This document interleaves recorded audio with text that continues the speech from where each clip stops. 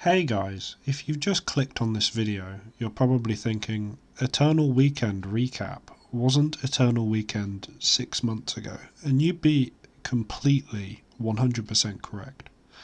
I recorded this 6 months ago, however I couldn't be bothered to edit it, and I've just gotten around to it. So what you will see after this little short intro I've recorded is basically what I recorded 6 months ago, where I go through all of my Eternal Weekend matches, some of which are very interesting, some of which are well played, some of which are poorly played, on all sides, and hopefully it's enjoyable.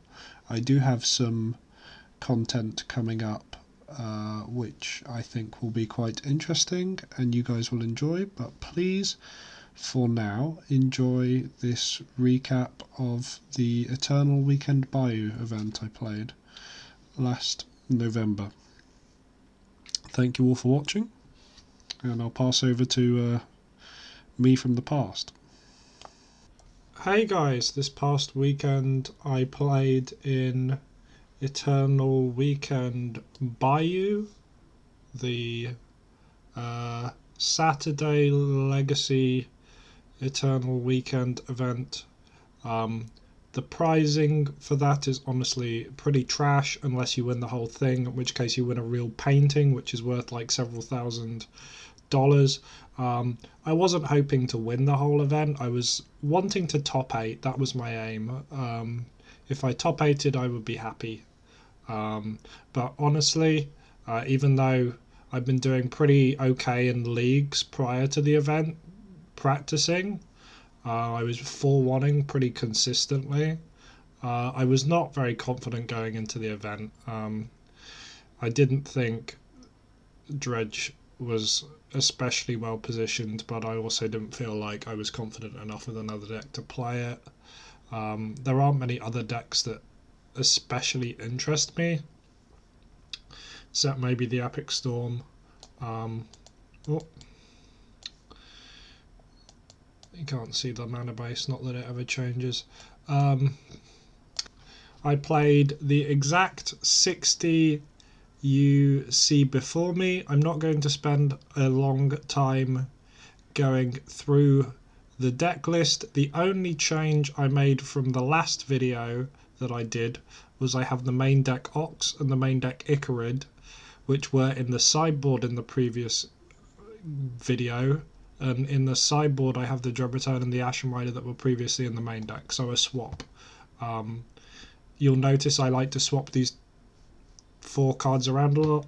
I've spoken about this before. If you want to know more about why I do that, and if you want to know more about the card choices, please check out my previous video, where I go into some of the card choices you'll see before you in more details, because this list is identical. I just swapped those 2 cards around. The reason I swapped those 2 cards around for this event was because I was expecting lots of fair blue decks, and especially Delver, and I wanted to be as strong as possible game 1 versus Delver.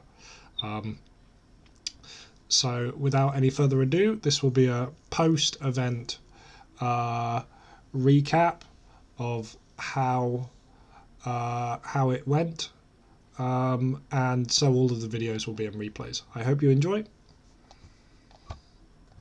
Round 1 I am against UCAD, who I've never played before. The first hand was unkeepable. This second hand is alright, but not ideal versus Delver, so I mull. I mull to 5 and then to 4 because they were both unkeepable. The 4's also unkeepable, so I mull again to 3. And this is an okay 3, but it's not really good. Just sorting out the order of the cards I put on the bottom. And my opponent's on Delver, so I'm kind of glad that I did the mull, but I'm also not glad because this hand is not keepable. So my opponent leads on Steam Vents. I know it's Delver. And they go Dragon Rage Channeler into Mishra's Bauble, which is not good. And they look at the top card of my deck, so they should know what I'm playing. I draw another Cephalid Colosseum, which is a really good draw. However, I really need Cephalid Colosseum to resolve here, which it does, thankfully.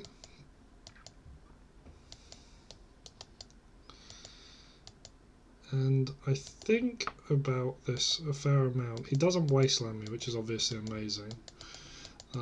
But he does flip his Dragon Rage channel, which is scary, and he plays another Delver. I draw this, which is a really good draw for turn, because the question when I do this is, well, do I crack Grave Troll at the start of my turn and do Cephalid Colosseum?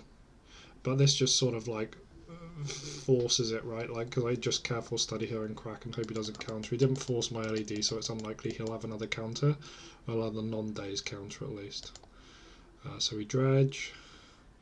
We don't brick on dredges, which is nice, and we hit a Faithless Looting, which is obviously amazing.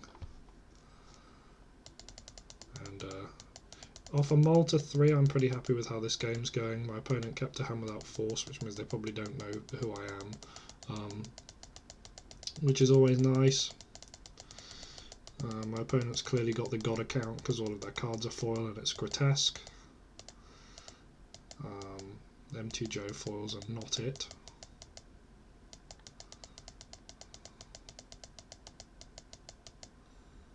And they just scoop it up, so that was round 1.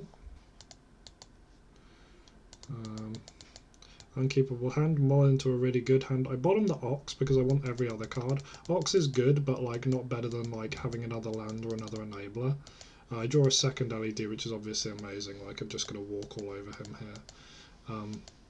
I play Lion's Eye Diamond. I elect not to like crack it. The reason I don't crack it here is because I don't want to lose to Surgical. Or like Force of Negation if they happen to have it, but mostly I don't want to lose to Surgical. So I'm just going to discard these two. Like, I'm not under so much pressure I need to do this right now. Obviously, flipping both Dragon Rage Channel is scary, but my hand's insane. Oh yeah, I elected to discard the Cephalid Colosseum. I had a couple of choices there. Like, I could have discarded the looting and kept the second Colosseum, but the way I thought about it, if things were going correctly and I didn't get wastelanded next turn, my plan is to cast Faithless Looting, cast Careful Study, flashback Faithless Looting, and then have a Mana Confluence and a Cephalid Colosseum for the turn after. I know the Ox is on the bottom, so I'm not going to hit the Ox. So I just dredge lots. I was hoping that I hit a Narcomoeba off of the Faithless Looting in case he Surgical's Narcomoeba, and then I could crack Cephalid Colosseum in response, but it was just whatever. I'm going to name Daze here, I think. He doesn't have a Daze. He kept nothing, and that's just the game, right? Like, you don't keep nothing against Dredge. Well, I mean, he had a force, I guess, but, like, that's not enough. For a very strong Dredge hand, which was what I have, I just make a bajillion things and he just scoops it up. And it is round 2. I am against Doishi, who is someone who I know in real life. I won't say their name because I don't know if they like their name being out there, but I've played against them in person. They are from the UK. They are well known for enjoying degenerate combo decks, and especially Doomsday. They are the admin of the Doomsday Fetchland Tendrils wiki. Now, I don't actually know if he knows that this is my MTGO account. I've never played against him. I checked my spreadsheet. I've not played a single match against him, unless I played it right when I made the account, and before I started tracking matches. But I started tracking matches, I want to say, like 3 months after I started playing online, just to see how my win rate was going. I know he's on Doomsday, and this is a great hand against Doomsday because it has Cephalid Colosseum, which you'll see in this game. So I lead on Cephalid Colosseum almost deliberately. There are some ways that maybe we'd want to, like, this is only because I'm like 90% sure he's on Doomsday, but I'm trying to think of a reason why. I guess it allows me to, if I draw Lion's Eye Diamond off the top next turn, and for some reason my looting gets countered, I can like hold up Careful Study and how many will I have? 1, 2, 3, 4, 5. Draw for turn 6. It wouldn't even do that. I guess if I draw Lotus Petal, I'm trying to think of a way. Like if I drew exactly Lotus Petal, Lion's Eye Diamond. It would let me do something like next turn I could cast Looting and Lion's Eye Diamond, and I could hold up Lion's Eye Diamond in Cephalid Coliseum, because that's the way you win against Doomsday, is you hold up Cephalid Coliseums and tell them that they can't win the game, because you've got a card that says draw 3 and they need 2 cards in deck to win. So I lead on Cephalid Coliseum. Maybe that's a punt. Maybe I shouldn't do that, but I just wanted to appear strong. It also kind of forces him to win on the turn. It also forces him... Oh, the other thing is it forces him to counter the first spell. Which maybe is a wrong thing. Maybe it tells him too much. But like, I think there's also like, he needs to be aware of that, and if I do that, it's like you have to counter the first spell. I don't know. It's questionable whether that's correct, but I'm like 90% sure he's on Doomsday, which he is. So my only concern here is, are you going to be able to kill me before I untap and hold up a Cephalid Coliseum for the rest of the game? Which he doesn't, and I'm thankful about. And now we play Control. This is Doomsday versus Dredge, especially Game 1. Game 2 it gets a bit different because they can bring second Thassa's Oracle. The one thing I'm concerned about here is, does he have another copy of Thassa's Oracle? Because if he's got 2 Oracles in his deck, he can potentially win here through my Cephalid Coliseum, but I'm assuming he doesn't, because I look up a recent YouTube video he did and he didn't have a second Oracle main deck. So I'm just going to sit here and I'm just going to keep dredging, and I'm just going to wait and see if my opponent wants to try and win the game. Oh, I even therapy myself to... Do I therapy myself? Oh no, I look at his hand and name Doomsday, and his hand is Dark Ritual, Thassa's Oracle, Consider, Daze. So he casts Consider for his turn, which would be that. And I'm just going to sit behind this. I'm never going to tap out. You tap out, you give them an opportunity to win. It's much harder for them if you keep clocking them, because it makes it harder for them to win on the turn. And then they have to lose half their life as well, especially if you keep clocking them. I actually target myself for Grave Troll there, because I was in a situation where I was going to either have to eat the Hogak or eat the Stinkweed Imp. It's not really necessary. Maybe I should have just named Dark Ritual, because there are possibly some ways that he could potentially do some shenanigans here. But he goes for a Deep Analysis pile, whatever. He casts Thassa's Oracle. Oh, he just has a Deep Analysis in hand, sorry. Casts Thassa's Oracle, goes to 2 cards in deck, and I'm waiting, because when he cast the Thassa's Oracle, he had 3 cards in deck, and then I did nothing. Well, he had to respond to his own trigger, basically, because otherwise he'd lose, and I was waiting, because I didn't want to cast it in response. I wanted to, because he had 3 cards in deck. So you'll see he casts Thassa's Oracle, and then he activates Polluted Delta, because he's trying to trick me into activating Cephalid Coliseum in response to the Thassa's Oracle, and I'm not going to bite. I'm going to wait until he's got 2 cards in deck, because that's when he wins, and that's also when I activate Cephalid Coliseum and target him. Because if he draws 3 cards with 2 cards left in deck, he loses with the Thassa's Oracle trigger on the stack, and that's game 1 against Doomsday. So I sideboard out 2 Putrid Imps, an Icarid, and a Hogak. The reason I sideboard out Hogak, this is the only matchup I sideboard out Hogak in. The reason I sideboard out Hogak is it's useless. It doesn't do anything. The only thing that Hogak does in the matchup is it allows you to dread return slightly easier. Having an 8/8 is not relevant in the matchup. It's never relevant. It's often worse to catch the Hogak than just swing with your Ecarids or whatever. Like, there's never a reason. It's very rare will you be in a situation where you can make enough zombies to cast Hogak and you wouldn't rather attack with them. Like, if you have Narcomoeba, you can cast a Hogak, but generally, like, if you have the zombies you'll be killing, I've just found it's just like a really weak card in the matchup. So this is actually one of the very few matchups where I sideboard out Hogak. I'd rather have the 4th Icarid over the Hogak. I think that's more relevant in order to how you win the game than having the Hogak. I just don't run it. I don't think it's a relevant card. That's my experience. It's questionable whether the 4th Icarid is better than the 3rd Putrid Imp. I opted to go with the leaving 1 Putrid Imp in the main deck and going for 3 Icarids, but having 4 Icarids in the main deck is very powerful because sometimes you can force them to Doomsday suboptimally because you're threatening lethal. Like that, they have to Doomsday even if they're not like 100% ready, and that's when you can get them. So what do I open? I open the absolute nuts. Oh yeah, what do I sideboard in? I sideboard in Memory's Journey. This is my fun, cute little tech card in the matchup. I sideboard in the 2nd Lotus Petal because that's sometimes relevant with Cephalid Colosseum in order to get cards in graveyard and be a mana source on turn 1. I sideboard in Ashen Rider and Dread Return. Take out those 4 cards. Ashen Rider is not the best card in this matchup. The premier card, if you really want to target Doomsday, the best target against Doomsday is Iona. Iona on blue generally wins the game straight up.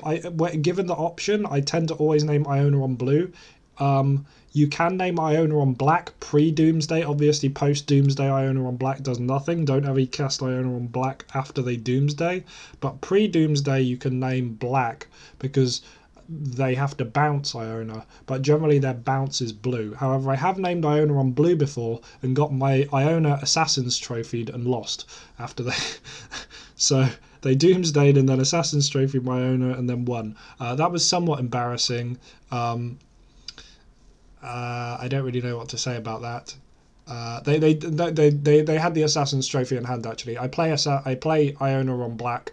I play Iona on blue. Sorry. Then they end of turn Assassin's Trophy'd Iona and then untaps and killed me on the turn. That was not the best.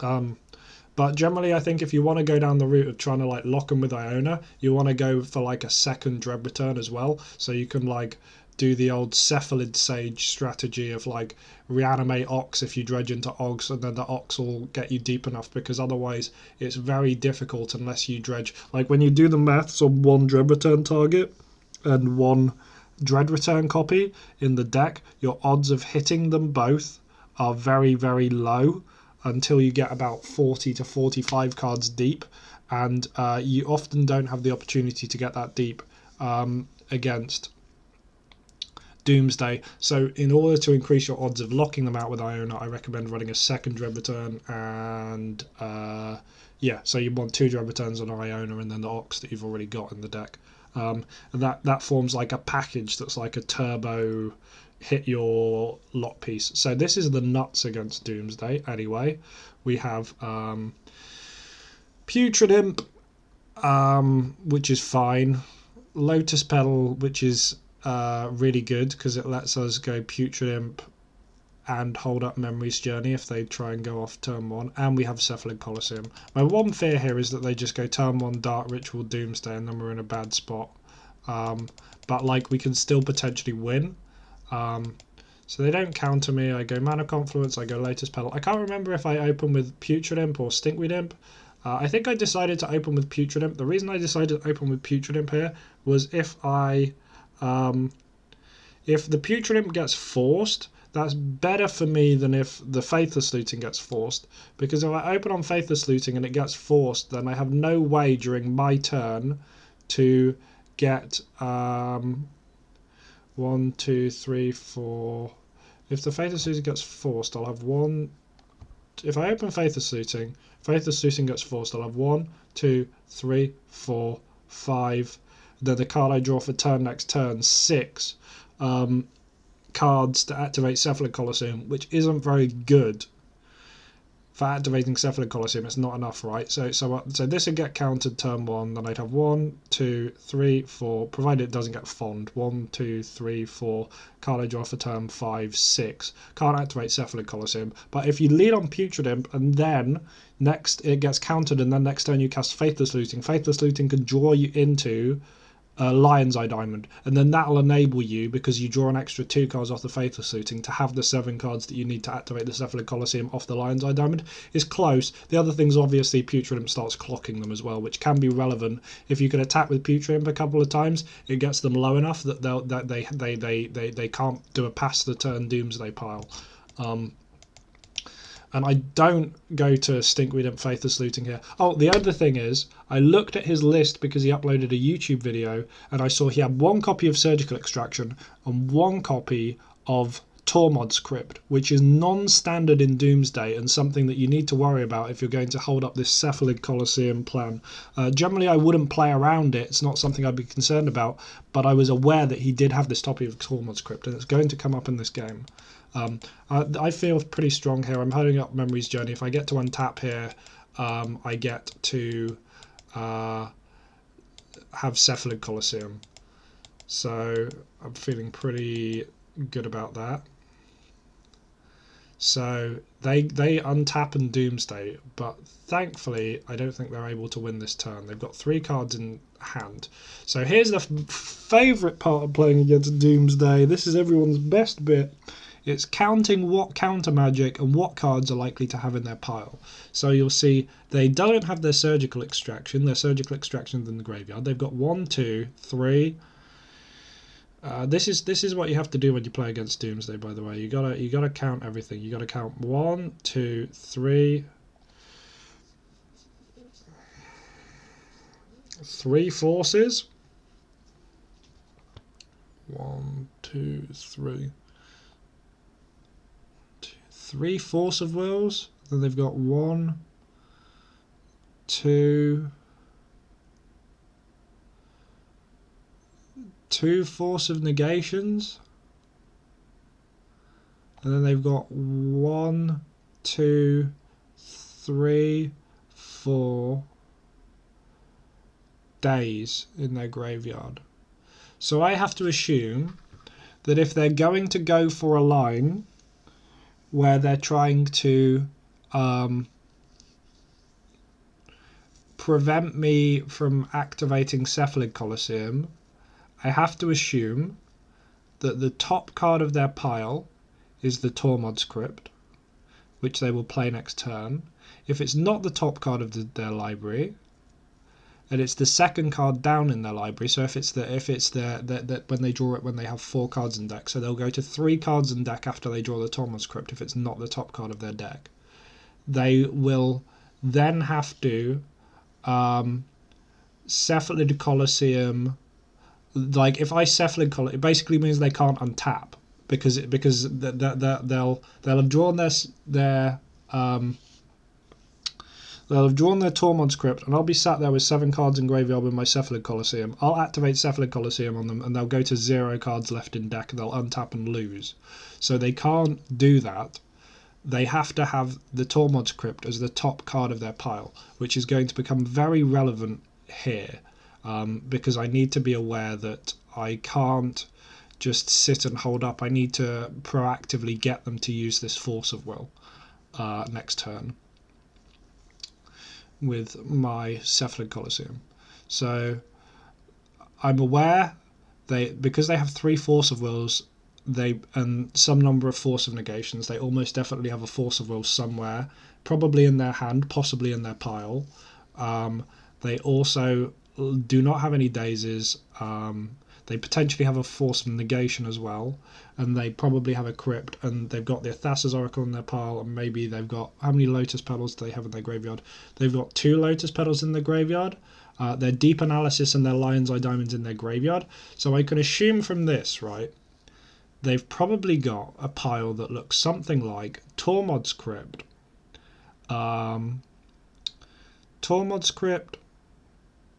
Ideas Unbound, Lotus Petal, Thassa's Oracle, with an extra mana source in their hand. That's my assumption on what their pile is, based on looking at their graveyard and having their list in another window. This is what you're forced to do when you play against Doomsday. This is why I think it's like an inherently toxic deck, because it forces the other person to just sit there and literally spend God knows how long trying to work out how you've stacked your pile in order to play around what they've got. Because if you don't understand exactly what's in their pile, it dramatically changes how you're supposed to play the game. And it's not fun for anyone, right? Your opponent shouldn't be forced to learn like how to do your combo, which is basically what the other person has to do, right? Like they need to know all your combo lines to know how to play around it. Like there's not many other decks where that's the case. Obviously Storm to an extent you need to, but like it's not to this extreme. Generally it's like, oh well, you counter the search spells. The other thing is they've got the second Thassa's Oracle, so that's another thing that they could potentially do. Instead of having a Tormod's Crypt pile, they could potentially just have Thassa's Oracle into Thassa's Oracle to try and beat my Cephalid Colosseum.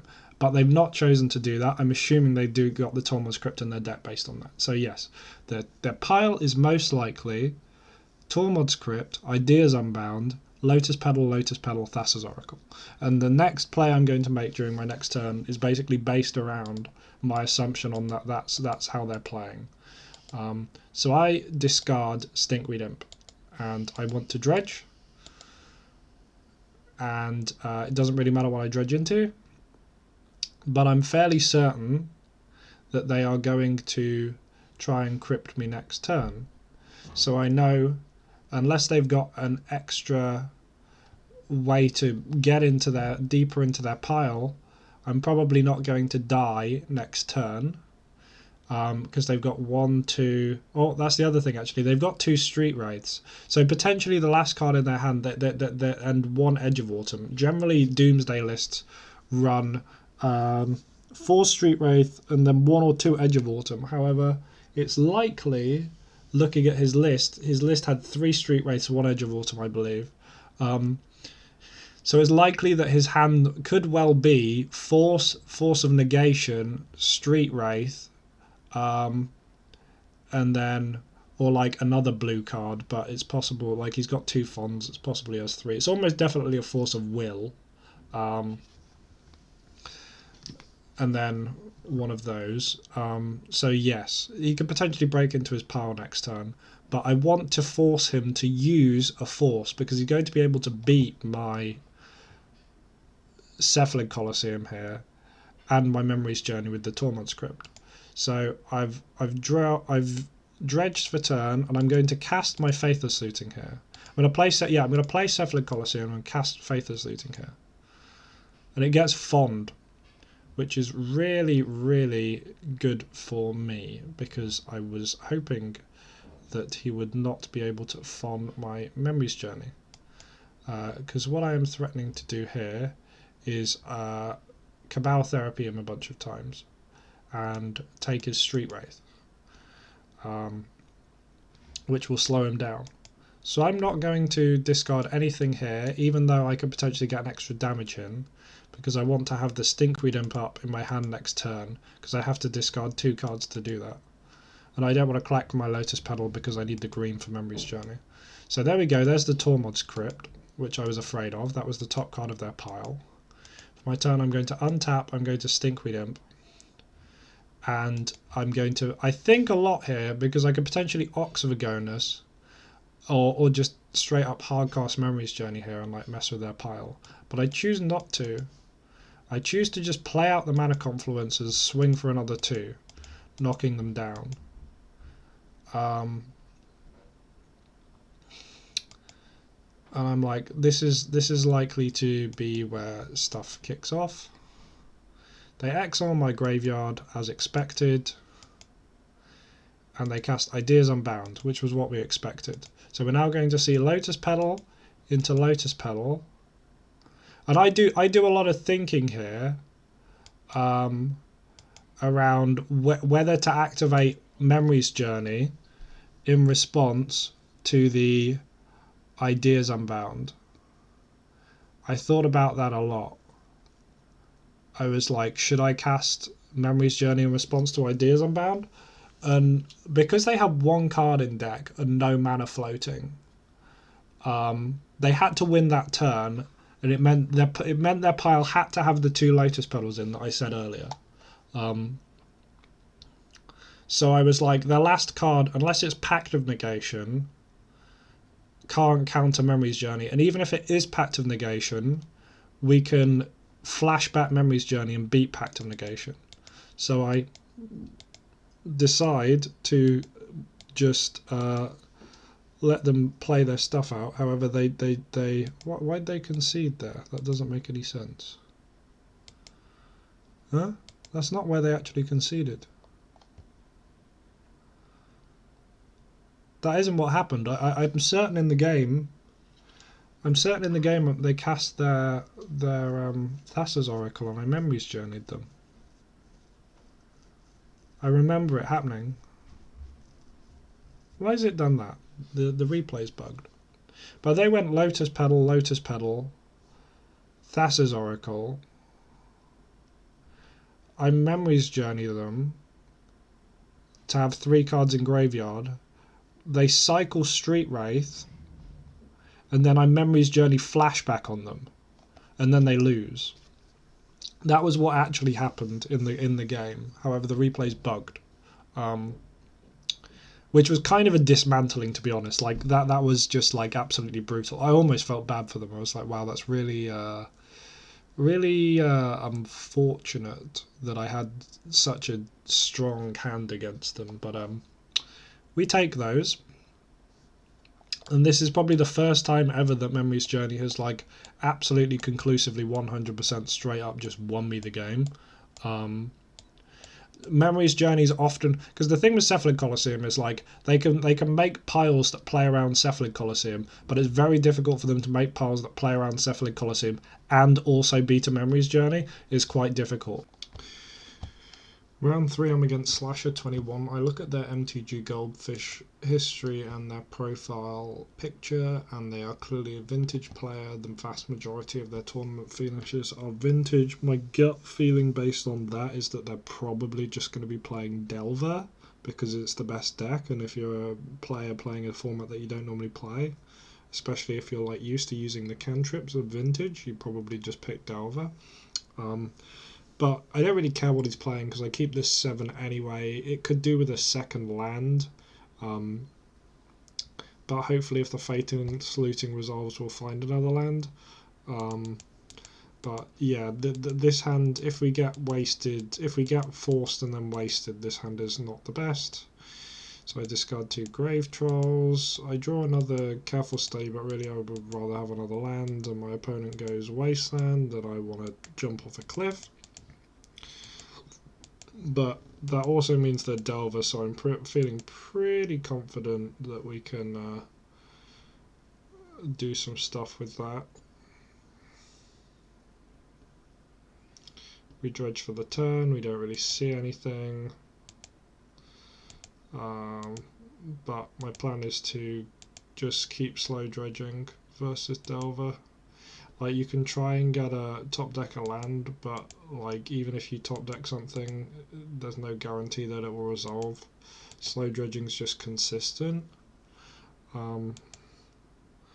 He had to time walk himself to Wastelanders, and we got a bit more like provided our dredges are like decent, it's generally winnable. Why am I lagging so much? So I dredge again, I hit an Archimeber, I hit Hogak, which is really nice. I also hit an Icarid. So this basically stops him from attacking with Ragavan, which was one of the other things I was scared about, that he attacks with Ragavan and he just gets so much card advantage, a mana advantage that we lose because of that. But he doesn't attack.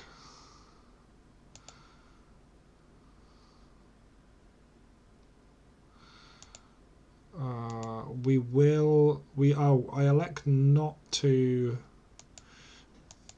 dredge, not to return Icarid there. I guess my thoughts on that were, I just want to see more cards in my graveyard.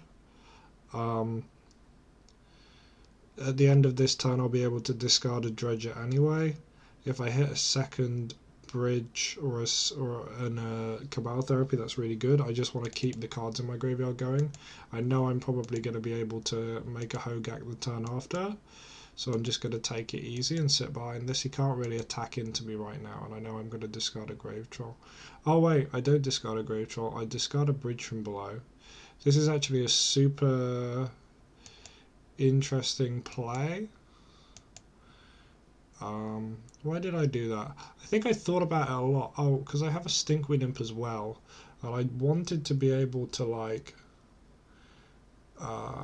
just make a bunch of zombies even if Hogak gets countered, I think was my mentality. I did think about that a lot, on whether I discard Grave Troll or whether I discard Bridge from below.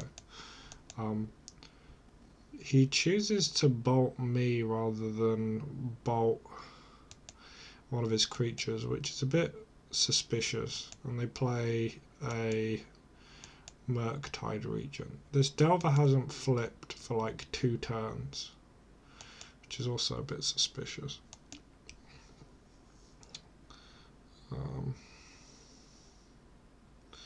God, this lag's atrocious. So they bolt me, cast Murktide. My plan here, Murktide's obviously a problem, it's a pretty big clock, but I still think I can win this game without too much problem. So I dredge, I don't really hit much. I'm going to sack the Icarid to Cabal Therapy here and cast a Hogak is the plan. If the Cabal Therapy resolves, I name Daze. The reason I named Daze and not Force is because it's one less card, right? If he has to use Force blue card to counter my Hogak, I'm quite happy with that. Whereas if he just dazes me, I'm less happy with that. Like, it forces them to use more resources. So it's generally better in situations like this to name Daze, but they had the Force. So they have to Force here, they've got no choice. I'm feeling pretty comfortable with the position we're in right now. I don't attack. If they swing with Murktide, we block. Maybe if they swing with Murktide and Ragavan, we might block Ragavan. It's close. They attack with everything. I can't remember whether I block Murktide. Yeah, I block Murktide just because I'm scared of the clock. I'm not too concerned with whatever Ragavan flips off the top. It flips Lion's Eye Diamond, which they can cast, but it doesn't really do much for them. I know that their hand... Oh, I don't know what the last card in their hand is, but that's fine. Return Icarid, I dredge, hit another Narcomoeba, cast Hogak, cast the Icarid. Whoa! Ah. Sorry, I pressed the wrong button there. But I cast Hogak, cast the Icarid, make lots of zombies. They swing with these two. I block the Murktide with the Narcomoeba. I got 2 zombies from the Icarid dying, and I got 2 more from the Narcomoeba, and he's just dead on board, right? So I just beat him slow dredging, which I felt pretty happy with. So that was game 1. So I keep this hand. This hand's kind of sketchy, but I'm fairly certain it's a keep against Delver. I mean, I don't think you can mull this hand. They keep a 6, we keep a 7. You could with this hand discard the hand size. I don't know whether I do here or whether I choose not to. I think it kind of depends what I draw here. I was thinking if I draw another land, I Cabal Therapy them, but I do elect to go for it here. The reason, in the past, I feel like you'd have gone to hand size and discarded here. With these new Delver decks, giving them a turn of doing nothing, discarding to hand size, is really punishing if you dredge after you discard to hand size and you don't hit another dredger. That's really punishing. So, given that I have 2 dredges and I'm not too concerned about surgical, I think I just go for it here if Lion's Eye Diamond resolves. Like if I slow dredge here, it's not the end of the world. So, oh wait, no, I don't go for it. Wow. I think I should have gone for it there, given Lion's Eye Diamond resolves, but maybe I was just scared of like them sandbagging Force or Fon or something. I elected to do nothing here, but maybe that was a mistake. Maybe I should have just gone for it. It's hard to know for sure. They played Dragon Rage Channel, which is super scary. And they play Soul Guide Lantern, which kind of makes sense of their keep 6, don't counter any of my spells. Which is also why I think maybe it was correct to just try and jam there. But it's close, for sure. But this is now super awkward, and we hit the Hogak really early, which is also awkward. I don't play Golgari Thug here because I want a Dredger in the graveyard if he decides to Lantern me. And he flips his Dragon Mage Channeler super early by putting a Delver into his graveyard the previous turn off the Soul Guide Lantern. Dragon Rage Channeler is just a really egregious card. Like people, like Ragavan's obviously stupider from like an objective standpoint. Like if you go turn 1 Ragavan and then daze your opponent, you're just so far ahead, it's obscene. And that's just like a terrible play pattern. Like why would you want that in the game? Having such a ridiculously swingy 1-drop. It's not like there are other 1-drops that are so egregiously stupid, right? Like Deathlight Shaman got banned for that reason, but Dragon Rage Channel is stupid in another way, and that it just like turns all your cantrips into digging 25% better cantrip, like a third better cantrips. It makes all your cantrips 33% better because they all see an extra card, and they fuel your delve cards. So I'm feeling pretty dead after my opponent plays a Murktide here. That's gonna prompt a Soul Guide Lantern. And I'm like, okay, well I can Cabal Therapy myself and name Grave Troll, but I'm taking 8 here, which really sucks. And also he dashes a Ragavan, so I'm like very dead next turn. He hits Breakthrough and he's able to cast it and gain an extra card, which is kind of disgusting. Like Ragavan's just like a disgusting card, what can I say?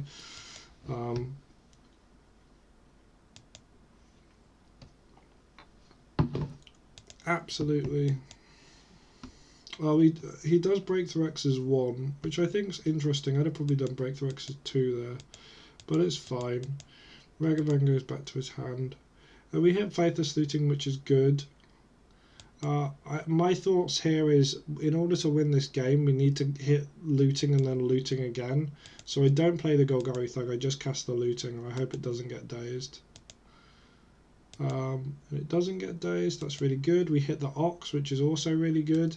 And I'm like, oh, okay, maybe we can actually win this game now. We just need to get a bit lucky here.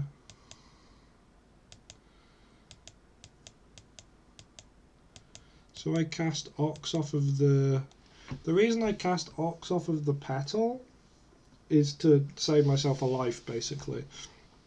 It's pretty self-explanatory, but it's not immediately obvious, right? Like if I cast it, I mean I still have 2 lands for the turn after, but yeah, we cast Ox here, we dredge. We want to hit a second Narcomoeba or we're in trouble.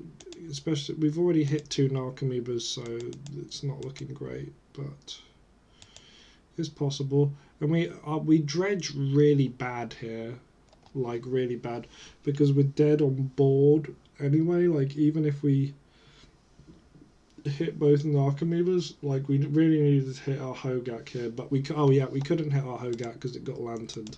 So yeah, we did manage to go off here, but our dredges weren't great, and yeah, we're gonna die the turn after. We can't block enough stuff to survive here.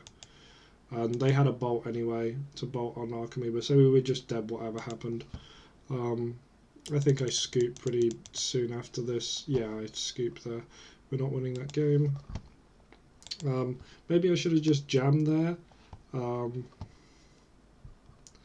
It's questionable whether I should have or not. I feel like you probably lose more games from people thinking they're smart and sandbagging Force of Will or Force of Negation. That hand I just mulled was unkeepable. We couldn't cast our spells. This is also unkeepable. But this is alright. It's got looting, a therapy, like it's got play to it. So I bottom that. I keep the 2 lands that don't kill themselves, and I open with Faithless Looting because I don't want to open with therapy because I can't therapy myself, and even if I could, I wouldn't really want to. We've got enough lands here to flashback looting, which is nice. And I'm like sick. We draw Grave Troll off the top, which is an amazing rip. We discard Grave Troll, and I'm feeling pretty confident here because there isn't too much they can do here to stop us except find a piece of Graveyard Hate. And they don't find a piece of Graveyard Hate, so I'm like, oh good, we're off to the races. We hit the Ox on that. We don't hit a Dredger here, but that's okay because we can flashback Narcomoeba, target, flashback Cabal Therapy, target ourselves and go off more. And I think that's pretty much going to end the game here.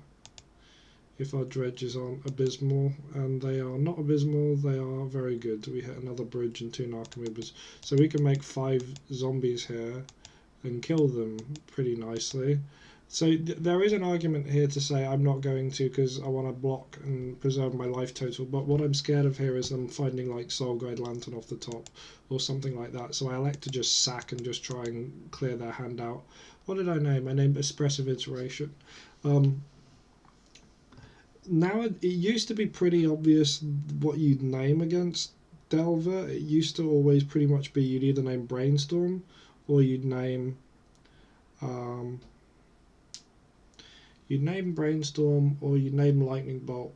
Now it's not so simple. I don't actually think Lightning Bolt's the most powerful card anymore. Like sometimes I think Dragon Rage Channel is more powerful than Lightning Bolt just because of the search it gives them. Also, Mert type Regent's a lot more powerful than Lightning Bolt because it clocks faster.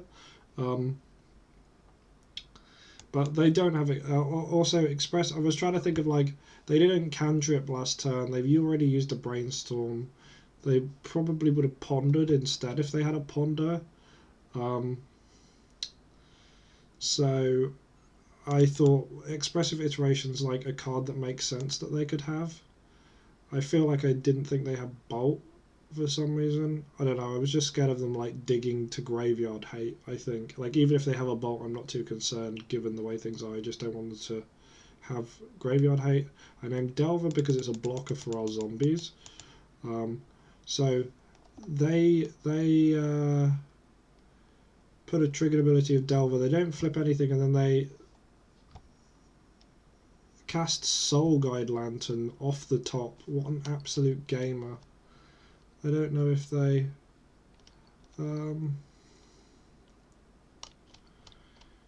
did they fetch that was just a blind draw of Soul Guide Lantern off the top. Like that's insane. There was no setup to that. They just randomly drew Soul Guide Lantern. And I was like, okay, cool, great. So obviously it goes to my turn. They exile my whole graveyard, and I'm like, wicked. I just turn sideways with everything, even though they have a. What? Stop! So even though the Soul Guide Lantern turned their creature into a even though the Soul Guide Lantern turned their creature into a 3/3, I still attacked there. The reason I attacked there was because I looked at their life. I was like, they were on 16. They were going to take 8. They as long as the Delver doesn't flip, they're then going to take 4, 2. Like I felt like I needed to get lucky, right? I needed the Delver not to flip, and the Dragon's Rage Chandler's going to have to attack the turn after anyway. I just wanted to pressure their life total as soon as possible. Maybe it was a mistake, but I don't think it was, given that our life total is a bit precarious as well with the Delver and the Dragon Rage Chandler. They could hypothetically race us if we don't attack here. So I just went for it. We top decked land the first turn, and then we just top decked a Putrid Imp. They dashed a Ragavan and got a freaking Careful Study. This card can't get banned fast enough. If it hits nothing, it's whatever. If it hits something that's actually good, it's atrocious. So we attack them here. I don't know, also the other thing, I don't know why they didn't just play the Dragavan on blocks. That seemed like a bit of a questionable play in my mind. But this Putrid Imp top deck's gonna seal the game for us here. They're gonna go to 2 here, and they won't be able to deal with the Putrid Imp. I guess their thought was if they play the Ragavan on blocks, they can chump with a Delver, but like they're still taking 4, and then they'll have 6 zombies to deal with next turn, and the Dragon Rage Chandler can't block, and they'll be on 4. So they just wanted to try and hit something good. I can kind of see that. They're not in a very good spot here. They're going to fetch to 1, which is good because it means our Putrid Imp's live. They dash the Ragavan again. I choose not to block because I'm like, what are you getting off the top of my deck that's a concern? They actually get Golgari Thug, but I mean, it's not going to save them here. And then they scoop. So we managed to beat top deck Soul Guide Lantern by just being slightly quicker. That was a very close game. I was quite happy with that. Round 4. Round 4.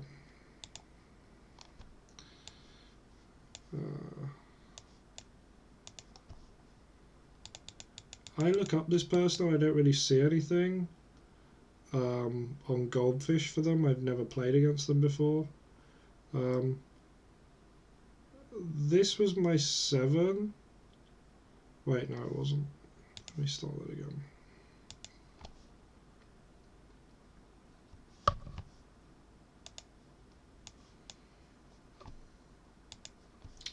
So round 4, I'm playing against Portrait of Sanity. I've never played against this person,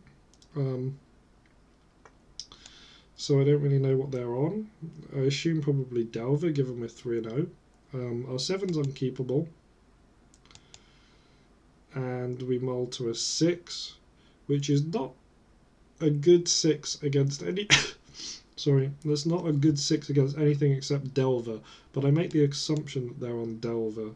And I keep this because it's got lands and it's got lots of enablers to get going, and with this many lands we can even hypothetically flashback a looting. They go Tropical Island Glistener Elf, and I'm like, oh crap, our hand is slow. We top deck Lion's Eye Diamond, which is actually a very good top deck, but my concern here is they're just going to kill us, and we don't really have much answer to that. So we could play Putrid Imp and try and block here, but that doesn't achieve anything, and it just uses our Putrid Imp. I thought about it and I was like, what I'm really scared of is Invigorate. I don't want them to Invigorate and put a bunch of Infect onto this Glistener Elf and just kill us next turn. And playing Putrid Imp does stuff, but like also not really. So I thought about it a lot, and I just go City of Brass, Lion's Eye Diamond, hoping to bait a counter because it's not really that good here right now if the prospect is we're going to die. And I Cabal Therapy them, and they daze, which is spooky. But I'm like, okay, cool. As long as they don't kill me next turn, it's fine. And they attack, and they invigorate, and then they invigorate again.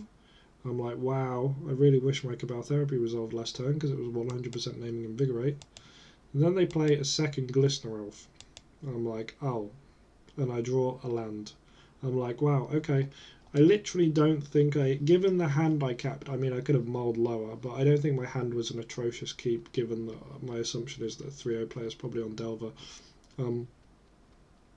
There was literally not a play I could have made that would have prevented this occurring here. Like, I mean, I could have sacked my hand to pay for the days that was on the Cabal Therapy, but that is not a winning line, I do not think. I feel like we lose that game if we do that. So yes, I was a bit upset about that, but it happens. That's Magic the Gathering. If you do not want that to happen, play chess.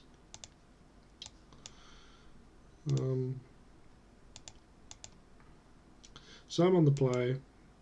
Questionable 7, so I mull it. 6. questionable. I think I mull this. Oh no, I keep this because I'm a baboon. This is unkeepable. I don't know why I kept this. Opponent mulls to 5. I guess my thinking was if I draw any enabler, this is good. And hopefully I can like bait out some forces. And even if these resolve, I think my plan here is to just like, if both of these resolve, I'm just going to use one as an enabler and just like slow dredge. I have Icarid, I have Hogak. But I when they open Inkmoth Nexus Pass, my alarm bells start ringing. I'm like, oh, he 100% has a piece of Graveyard Hate because he didn't use any counter spells, and he's got an Inkmoth Nexus as his only land. Because if he had another land, he'd have played it first, probably. He's probably got a Surgical. So I just take a draw, and we draw really well. We draw Careful Study, which is what we were hoping to draw. Or even bottled with a land there. Maybe that was questionable, but I don't think it ends up mattering. Careful Study resolves. We discard Grave Troll and Stinkweed Imp because I think they have Surgical. And they play Blighted Agent. Oh, I should go over sideboarding, shouldn't I? So I made a choice here. I didn't bring in Ashen Rider and Dread Return. I brought in the Pedal for a breakthrough, and that was all I did. I considered heavily bringing in Ashen Rider and Dread Return. The reason you bring in Ashen Rider and Dread Return against Infect is it's just an answer to Blighted Agent, and it's not atrocious. My thought was I'm on the play, I'm just going to try and go quick and just like go under the Blighted Agent. The way this game, also you can just like take cards out of their hand with Cabal Therapy as well. The way this game played out, I think it would have been better to have the Ashen Rider and Dread Return. So maybe in future I will always just bring in Ashen Rider and Dread Return against Infect unless they've got a bunch of Graveyard Hate. So we dredge, we hit a Faithless Looting, that's really good. I discard my hand, I flash back Faithless Looting.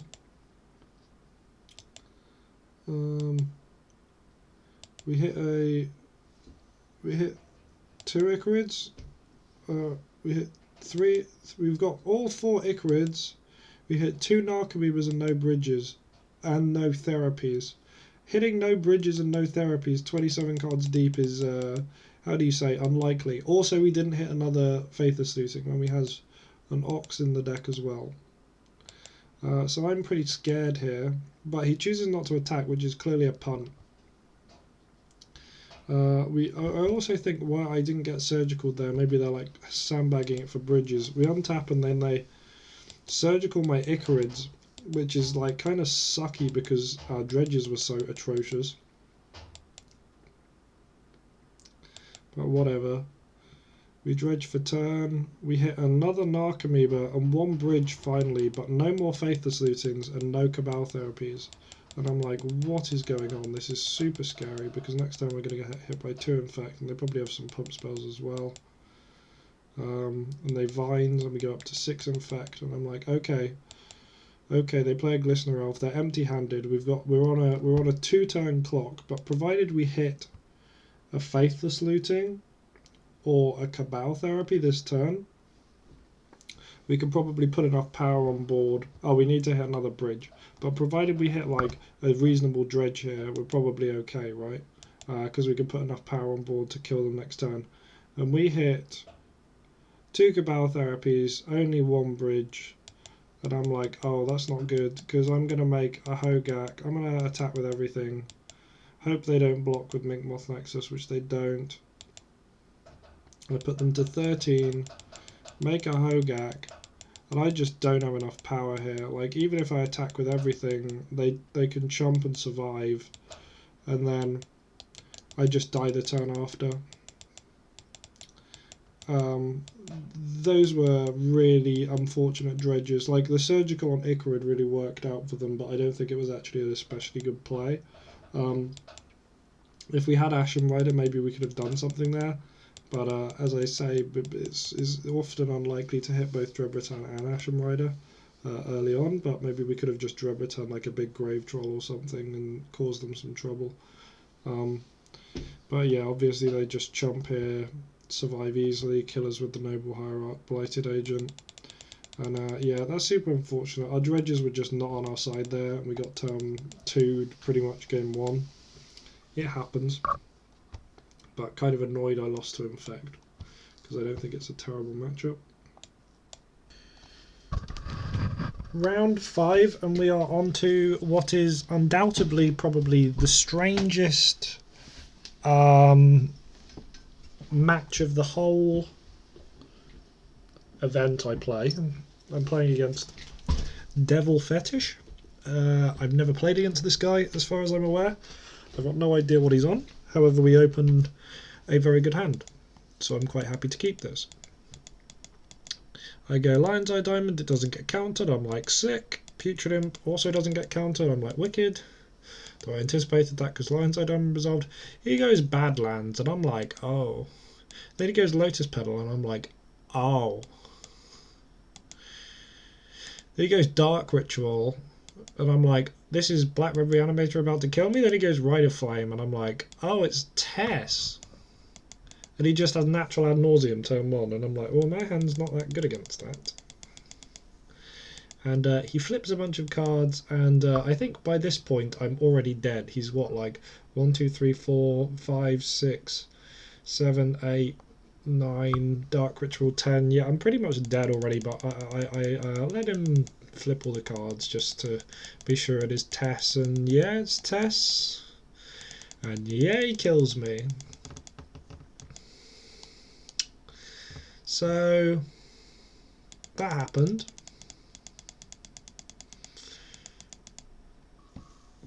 I was like, that really freaking sucks.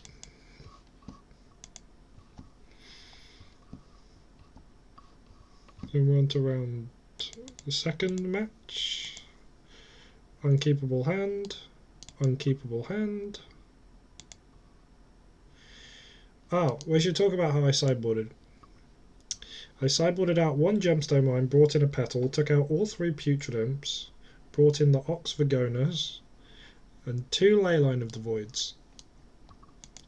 Leyline of the Void is a weird card against Tess. Sometimes there are multiple ways they can kill you. They can kill you with an Ad Nauseam, or they can kill you with an Echo. The problem with Ad Nauseam is often that it requires a lot of resources in order for them to Ad Nauseam, and unless they have multiple Dark Rituals and Lion's Eye Diamonds, it's very hard for them to kill you on turn 1 or even sometimes on turn 2 with Ad Nauseam. So often what they'll do is they'll play out like a Wish Claw turn 1 or play out like their artifacts turn 1 and set up for a turn 2 Echo, and then off of the turn 2 Echo that'll set us back because it shuffles in our graveyard, and sometimes they can just win off the turn 2 Echo. Echo is the fastest way they can kill you most of the time. Obviously we got turn 1 Ad Nauseamed, but it's more common when you get killed very early on for them to kill you with Echo. I like Leyline of the Void to shut that down. It's important to note in the most recent 5-colour TES builds, their only answer to Leyline of Sanctity in the whole 75 is Prismatic Ending, which they don't bring in main deck, and costs them 4 mana of different colours in order to answer a Leyline of Sanctity. So you can bring in a 1 of Leyline of the Void, 1 of Leyline of Sanctity. On the play, I like to shut off their faster lines, but on the draw, I kind of like playing Leyline of Sanctity a little bit more. We'll see that coming in this game, but here we've got Leyline of the Void, and it's a 5. I could go to 4, but I think I elect to keep this. Oh wait, no I don't. I mull it. I think hands like that can be a bit of a trap. I've kept hands like that in the past and lost games because of it. Maybe I should have just had a Putrid Imp there. Maybe if the Putrid Imp was there instead of a Leyline of the Void, that would have just been a better hand. And that would have been good enough. I've considered not bringing in any Leylines against TES and just running more Putrid Imps. It's possible that's correct. I don't entirely know, to be honest. But what I do know is Putrid not great in the matchup, but it is just an enabler. We mull to 4, and we get these 4, which is a really good 4. Yeah, I think I was correct to mull that. I've kept hands like that in the past and got clobbered pretty badly because it does nothing basically before turn 3. So I think I was correct to mull there. We don't brick on dredges, which is nice, and we hit Ox pretty early on. However, one of the problems right now you'll look and see is, yes, we flip a Narcomoeba, but we have 12 cards in graveyard, including Ox of Agonis, which means that if we want to escape Ox, which we probably do, we want to, because it gives us an extra dredge, we want to we'll only have 3 cards left in graveyard, so we probably want to keep Golgari Thug, Stinkweed, Faithless Looting. Golgari Thug, Stinkweed, Cabal Therapy, because we don't want to exile 2 Cabal Therapies. So I elect not to return the Narcomoeba because I think that having an extra Cabal Therapy in the graveyard or an extra Dredge because we're returning Ox instead of Narcomoeba is just better.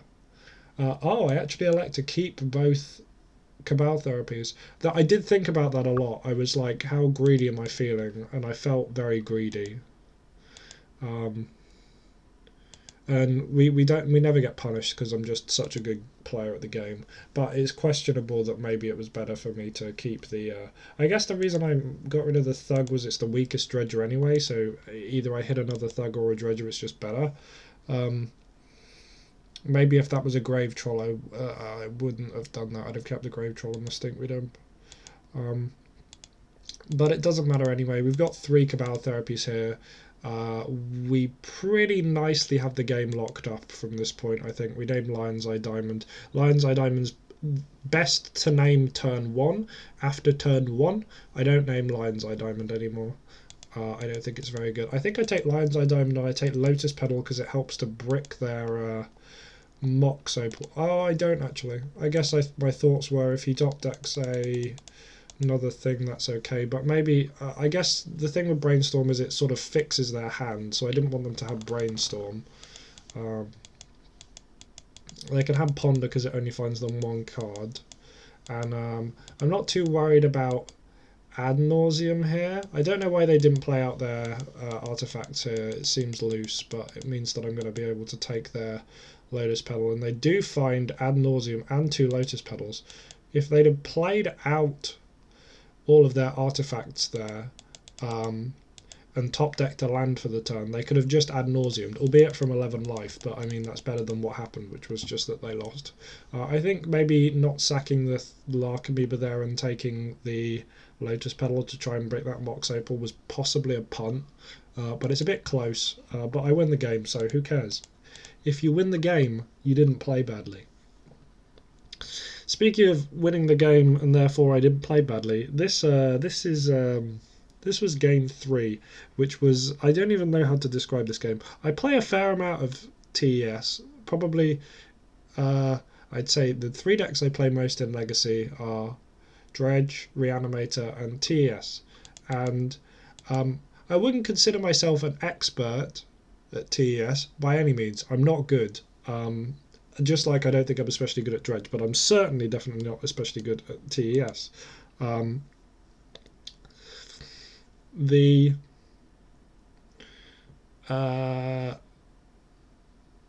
think my opponent just played this game really badly, to be honest. No offense to my opponent, but I think there were better lines there. So you'll note in this game, I take out one of the Leyline of the Voids and bring in a Leyline of Sanctity. So we got 1 Leyline of Sanctity, 1 Leyline of the Void. That's just for if you'd like high roll and hit like both of them at the same time. This hand's obviously unkeepable. This hand's also unkeepable. You could make an argument to keep this hand. I think it's a bit loose, personally. Like, it kind of does stuff, but it also kind of doesn't. Like, escaping the Ox next turn's really crappy. If this was like a land, I'd be more inclined to keep that, because then you'd have like 4 mana on turn 2 and you could potentially escape Ox multiple times. The way it stands, I don't like this particularly much, so I mull it. However, I quickly regret that because I see my 5 and it's even worse, and then I see my 4 and it's even worse. And I'm like, oh, okay, I just lose the game then, I guess. So we go to 3, and I'm like, what the hell? What is this 3? So I'm like, maybe I can just like ride a Leyline of Sanctity to the victory, right? Like, I'm gonna bottom these 4 and keep Grave Troll, Faithless Looting, Leyline of Sanctity. That's my plan. But I'm 0% to win this game. Check my opponent's clock, by the way. I'd just like to point out, very important this game. Watch my opponent's clock. They have 19 minutes on the clock. I have 20 minutes on the clock. I top deck not a land, so I'm like, oh, I'm so 100% dead here. Oh, but I top deck a land, and I'm like, okay, maybe if my opponent's got like a slow hand that's like bricked by Leyline of Sanctity for some reason. We top deck 2 lands, which is not the best. I'd rather have another enabler, but at least like we can potentially flashback a Faithless Looting. My opponent's playing like 3 lands out, doing nothing. I'm like, what are they doing? Like, they must be like trying to peer, right? Because if I was playing TS and my Dredge opponent does this and has like no play the first 2 turns and a Leyline of Sanctity, I'm like, oh, I've got ages. I'm just going to sit back behind like my Veils, and then I'm going to peer, draw half my deck, and then get like 4 colours of mana, Burning Wish for off of like Petals and Petals, Mox Opals, Dark Rituals, Rite of Flames. Get 4 colours of mana, Burning Wish, Prismatic Ending the Leyline of Sanctity, then like Grape Shot or Tendrils for the win. That's what I'd be thinking if I was playing TS against Dredge right now. But my opponent does nothing. They play out Lion's Eye Diamond, they Dark Ritual. They are now at 16 minutes on the clock, and they have done nothing but play lands and Dark Ritual and Lotus Petal so far. So that's like 3 minutes less than before. They go all... They're tapping all their mana, and I'm like, oh, okay. Peer, yeah. Oh, they discard 2 Veils, an Echo. They're going to go fetch, peer here, and then have Echo as well, potentially. And then this game's just like super over. But they tank. They tank a long time. They tank a significant... Oh, they get Empty the Warrens.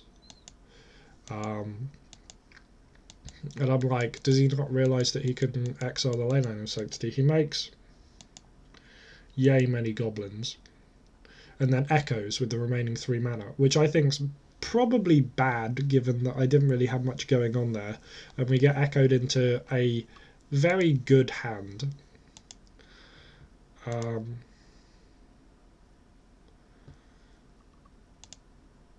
Because we can do stuff here. So I lead with Faithless Looting, I believe. Draw 2 Dredge, draw another enabler. We've got Lotus Petal. We've got just like so much stuff. Playing out that there didn't matter because we were going to be dredging for all the rest of our spells anyway. Cast another Faithless Looting. All good, all good. We dredge, we hit Narcomoebas and 3 bridges already with the 1 in hand. That's really good, and we still got Careful Study to go. I believe I do not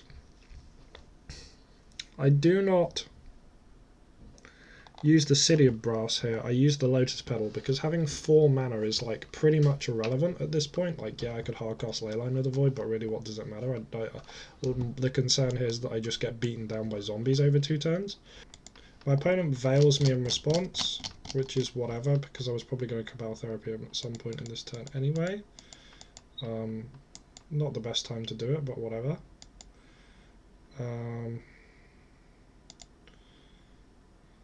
I hit another Narcomoeba, I hit a Dread Return. And I'm like, oh, okay, sick. I'm not too concerned about having Ashenbiter here, and because I don't want to die to zombies, and if I sack a Narcomoeba to Cabal Therapy, I can only make 5 blockers, so I'll take an additional 5. I elect to just sack everything here to Dread Return, and Icarid. I don't Dread Return a Grave Troll because Grave Troll just gets blocked. Also, it means I can get him for 3 here as well. So that's all my turn. I attack with an Icarid, I make like 12 zombies, and that's more than enough to block all of my opponent's goblins. My opponent brainstorms Rite of Flame, Rite of Flame, Rite of Flame, and I'm like, oh god, is he actually going to go for the Peer line? Blind's Eye Diamond, Wishclaw Talisman, and this is enough mana to Wishclaw for Peer, so use 1, go to 5 floating, get Burning Wish, so 5 floating, get Burning Wish, 3 floating, 3, 4, 5, 6, 7, Peer into the Abyss. And that would end the game here. But of course, my opponent with 8 minutes on the clock now decides to get another Wishclaw Talisman, I assume, because I don't understand what else they get. I was like, oh, maybe they're just going to make a bunch more goblins again, and then that's their plan, because they've shuffled the Empty the Warrens back into the deck. But no, they Burning Wish, and they Burning Wish for Echo. With Tendrils, they Echo, and I'm like, oh god, dearie me, what's going on? My opponent Rite of Flames again, Chrome Mox. When they Echo, I'm pretty happy because I'm like, oh, he's not going to shuffle into anymore. He Chrome Mox imprints Orim's Charm, which kind of telegraphs to me that he has another Orim's Charm. He Burning Wishes, and I'm like, what's he getting here? He gets Grape Shot. His plan here is to shoot a bunch of my goblins. And I was like, is he going to mess up the storm targeting here because it's super awkward to do on MTGO? But my opponent actually does not mess up the storm targeting. He does a very good job and kills off half my goblin zombies. He's also, but my opponent's down to 3 minutes on the clock now after doing that, trying to resolve Grape Shot, which takes a hell of a lot of time when you're trying to target that many zombies multiple times and not over target any one of them. Yeah, so I'm like, okay, well I've been shuffled into a good hand again, a hand that does stuff. My opponent taps, so I'm like, oh, he almost certainly has an Orim's Chant.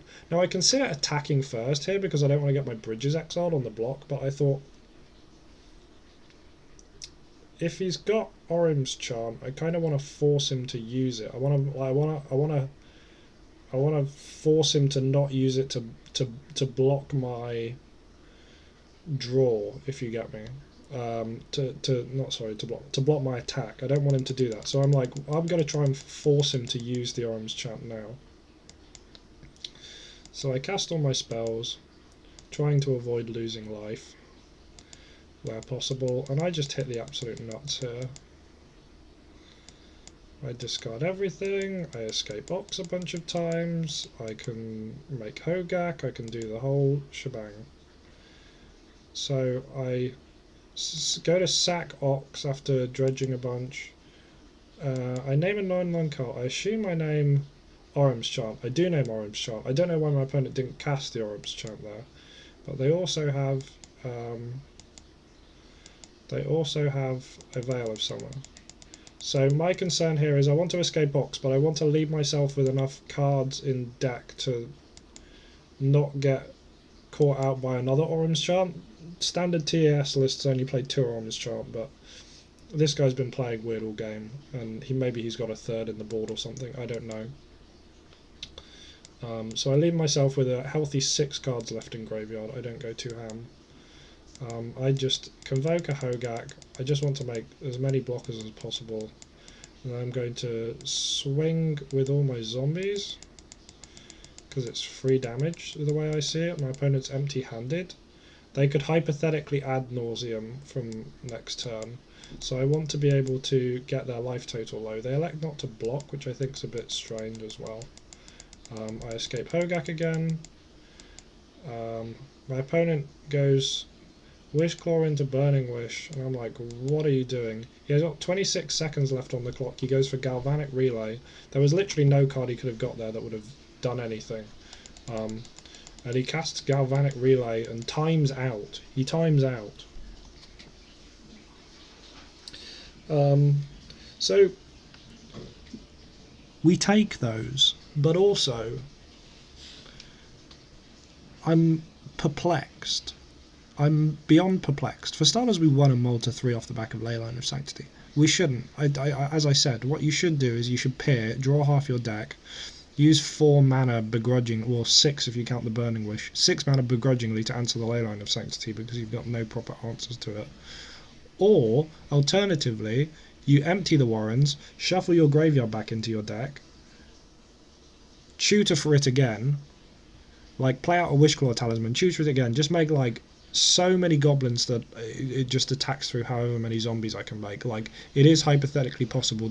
TES cannot get up to enough storm that they can make more goblins than we can make zombies and just attack around us. But they didn't do either of those things, and we won the game. So it is what it is, I suppose. I'm pretty happy with that. That puts us at what's it put us at? 4-1.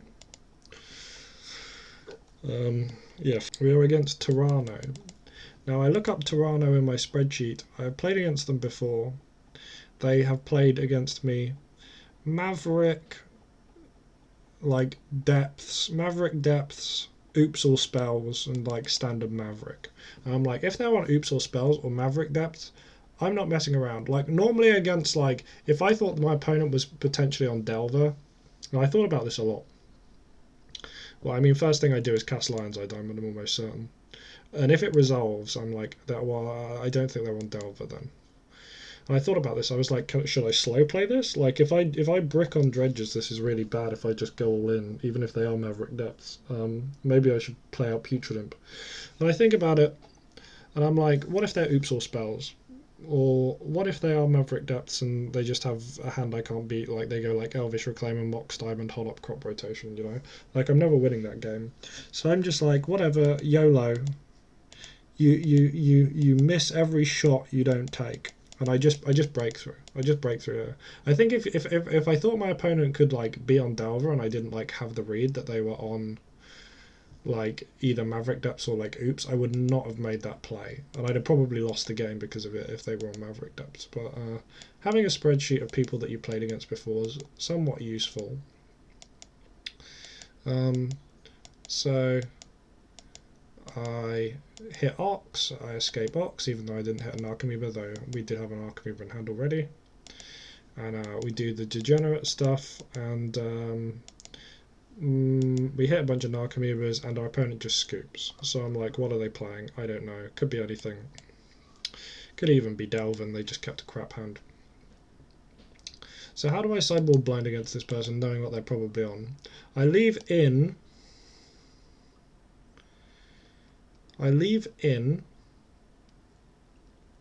Ashen Rider and Drebaton. I also leave in the Putrid Imps because I'm like, well, if they're on Maverick Depth, I don't want to take out Putrid Imp. I also don't want to take out Breakthrough in case they're on Oops. Careful Study is just a good card. I take out a Lotus Petal for an Oxyvagonus, which is very weird, but I think kind of makes sense based on what I think they're playing.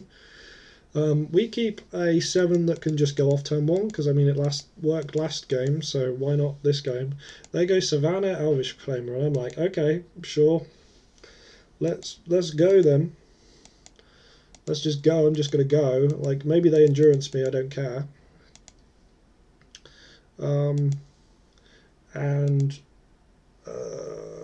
I'm happy because I've got Hogak in hand already. That's really nice. And we hit a Golgari Grave Troll, which is also really nice. But we don't hit another Faithless Looting, which sucks, and we also don't hit 2 bridges. If we hit a second bridge here, I think we may just straight up win the game if we hit a second bridge here, because we could have returned Hogak and got 2 zombies. But we did not, and we also didn't hit a Faithless Looting, so we all we can do is Cabal Therapy them, because it's information, I guess. And what do they reveal? They reveal a hand of Crop Rotation, Urza Saga, Yavimaya Cradle, Prismatic Ending, Thespian Stage. To an extent, I think playing out Elvish Reclaimer and not holding up Crop Rotation turn 1 is very greedy. But they didn't get punished for it, and we got bogged, and I just scoop up my cards because I did not like my chance of winning that game because I tend to know how that goes. We'd have to draw insanely well, and even if we draw insanely well, we'd probably just die to a 20-20 in like 2 turns. And I don't care to wait around. I'm just going to go to game 3. So knowing they're on Maverick depths, we sideboard in the 3 Leyline of Sanctities, we sideboard out the 2 Lotus Petals and the Ox that we brought in, hedging on the potentially being like a degenerate combo deck. We side out 2 Careful Studies, and we bring in the 3 Leyline of Sanctities. Yeah, that's all we bring in. So basically we take out Careful Study, Lotus Petal from the standard list to bring in 3 Leyline of Sanctities. You want all of the Putrid Imps. I think Putrid Imps are a really good card in these crop rotation matchups. We open a 7 that's unkeepable. We mull to a 6. We mull to a Bananas 6. This is exactly what I want to see against these decks. My opponent mulls to 6, and we keep our 6. My opponent mulls to 5, to 4, to 3, and I'm like, oh, you're so mulling to like crop rotation or endurance or something. I go Leyline of Sanctity. I'm like, maybe surgical scary, but I mean, I can't do anything about surgical. I just Faithless Looting. We topped at Lion's Eye Diamond, really good. I elect not to play out the Lion's Eye Diamond because I don't want to get it prismatic endinged. My opponent goes Bayou, Green Sun, Zenith for Dryad Arbor. I'm like, okay. We Dredge, Golgari Grave Troll.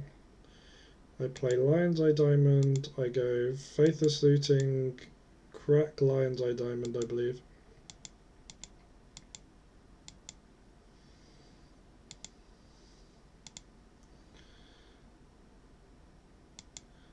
And we hit Golgari Grave Troll. All good. Now it's a case of do I flashback Cabal Therapy there to name Endurance, because they can potentially, even if they can't shuffle my graveyard in, they can exile my bridges with Endurance. Given we only have 1 bridge, I elect not to, because if they Endurance me, they're left with 0 cards in hand, and I think we just win that game anyway. And we hit a 2nd bridge, and a Hogak and a Dread Return. There are many ways that we can do this. I could have just Dread Returned Ashen Rider straight up, but I wanted to see what was in their hand. I also wanted to be greedy and get the value of going sack Cabal Therapy, Hogak, then Dread Return off of the Hogak. And their hand is Crop Rotation, Endurance. I would personally have just Endurance there just to take out the bridges, but truthfully, if they did that, I don't think they're winning that game anyway. What did we name? We named Crop Rotation because that was the only thing that kind of made sense. And yeah, we just clean up here. They just scoop. I felt very happy with that. Not often that you get to just dismantle Maverick depths like that, but quick, very quick. All in all, I mean, look at the clocks.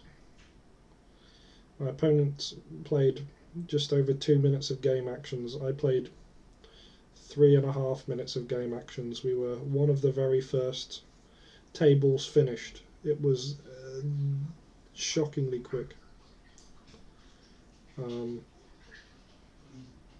Yeah, that was a good round 6. I felt very confident after how that went. I was like, oh, maybe we're actually going to do well today. Maybe we're actually going to do well. Maybe we can even top 8. That was what I thought after how well this round went. Like, sometimes luck's just on your side, and it definitely was in this game. So, round 8, I'm against Crushed Aria. I don't think I played against this person, or I don't have an idea really what they're on. My 7 had no land, so it's unkeepable. This 6 is also not very good. This 5 is unkeepable, it's got no lands.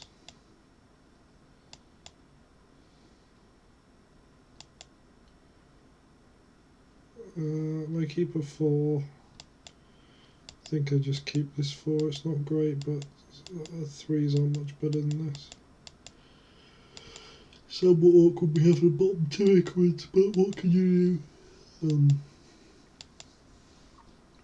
We had no choice here. but to bottom 2 Icarids. Try and flashback looting. And I get endurance pitching Elvish Reclaimer. Welcome to Legacy Post-Modern Horizons 2. I was like, what is my luck? I literally just play against this absolute trash can deck. I want to jump off a bridge.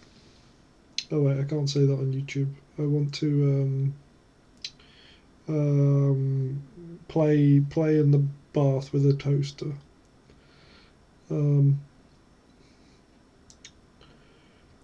yeah,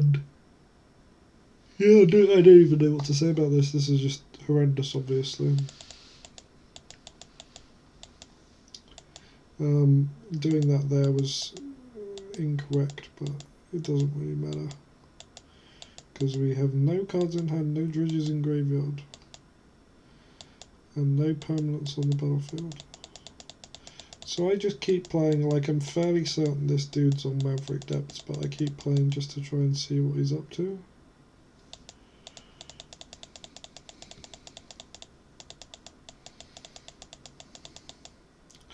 He plays another frickin' endurance, and I'm like, okay, and then a Thespian stage. I probably scoop up the cards pretty sharpish here. I'm just gonna let it play out. You get the idea. This is over. I think I'll just scoop it up here. Okay, so game 2 against Crushed Area. I'm on the play now. Sideboarding wise, take out 2 careful studies. I take out 2 careful studies because I think overall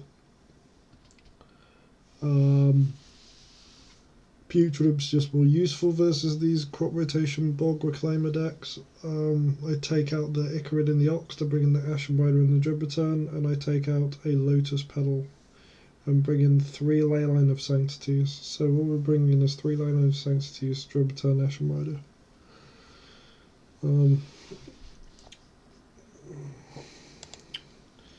This hand looks alright, but I'm questionable about whether I keep this or not. Oh, I do. It's very close to a mull because it needs to draw a dredger to actually do something. So one thing you have to realise against these Maverick decks is you can often beat crop rotation and you can beat endurance with Cabal Therapy, but what you can't beat is Elvish Reclaimer because they play out Elvish Reclaimer and then they just sit there and there's nothing you can do. You've got to commit into it. You can't just remove it before trying to go off. So with the Cabal Therapy, I named Elvish Reclaimer because that was the one that I found most scary. Because we're going to have to find a dredger anyway, so it's unlikely we'll be able to go off next turn. And they reveal their hand. They've got Collect Roof. I mean, I guess if you've got no other cards, but it's not very good. The Reclaimer that we took, Flagstone, Sylvan Library, Endurance.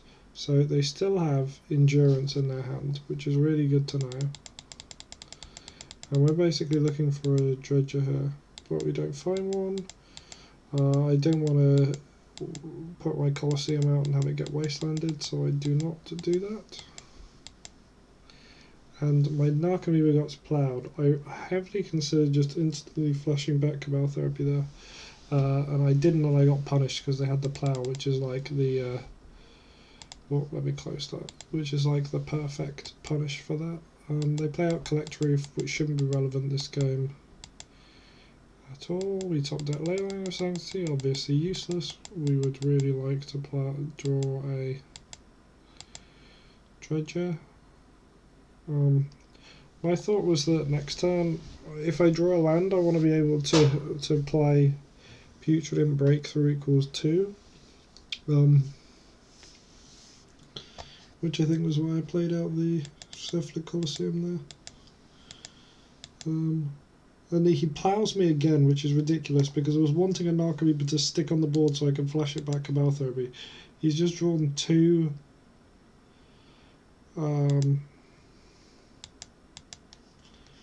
plows in a row, which is obviously gross.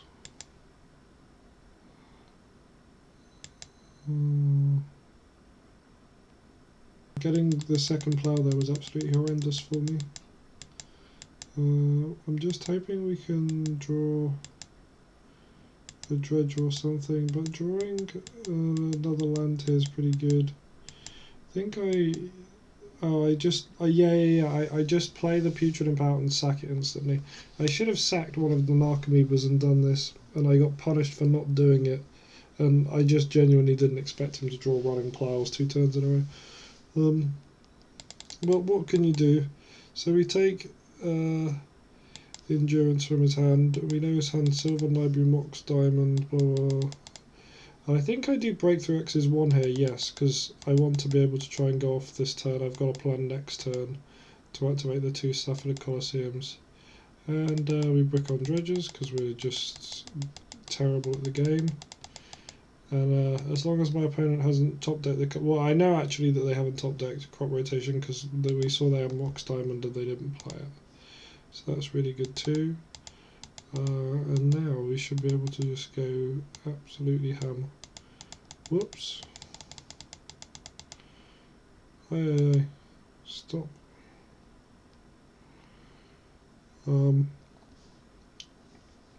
Yeah, basically they had nothing, we just dredged our whole deck, put Ashen Rider into play, exiled their Sylvan Library. There wasn't much to say there, literally all I did was in my upkeep, I think I activated my Cephalid Colosseums on myself because I knew this coast was clear, and I just dredged a bunch and hit Narcomoeba with Jobitan. I also have Hogak, I did Hogak stuff. I was quite happy with that. We managed to beat Elvish Reclaimer and Endurance. So we open our 7 and it has Leyline of Sanctitium, which is obviously amazing in the matchup. I'm very happy with that. They keep their 7, however. We're just hoping not to get wasted here or to draw a second mana source. We do not draw a second mana source, so we are just praying we don't get wastelanded here. I think this play's kind of weird, playing out these 2 lands, doing nothing for 2 turns, and one of them being a tiger. But I was like, well, I mean, it's possible they have Pyroblast. But I don't think it's worth playing around that because they probably have more wastelands than they do Pyroblasts, and if I get wastelanded this is useless anyway, so I just go for it. It gets Pyroblast and I'm like, wow, that's absolutely atrocious for me.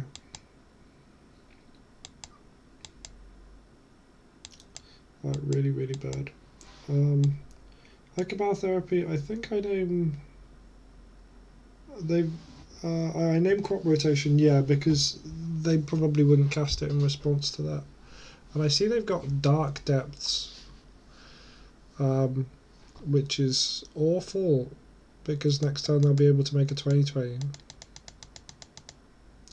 They also have Endurance as well, which can exile my bridges, and I'm hoping they're not aware of the fact that they can exile my bridges, even if they can't shuffle my graveyard in. Because a lot of people aren't actually aware of that. We get lucky here, because our opponent was threatening to make a 20/20, and we managed to avoid them threatening to make a 20/20 by having 3 bridges and access to Dreadbatan and Ashen Rider. I take the Endurance, which I was worried about them using. So we know their hand is these 3 cards.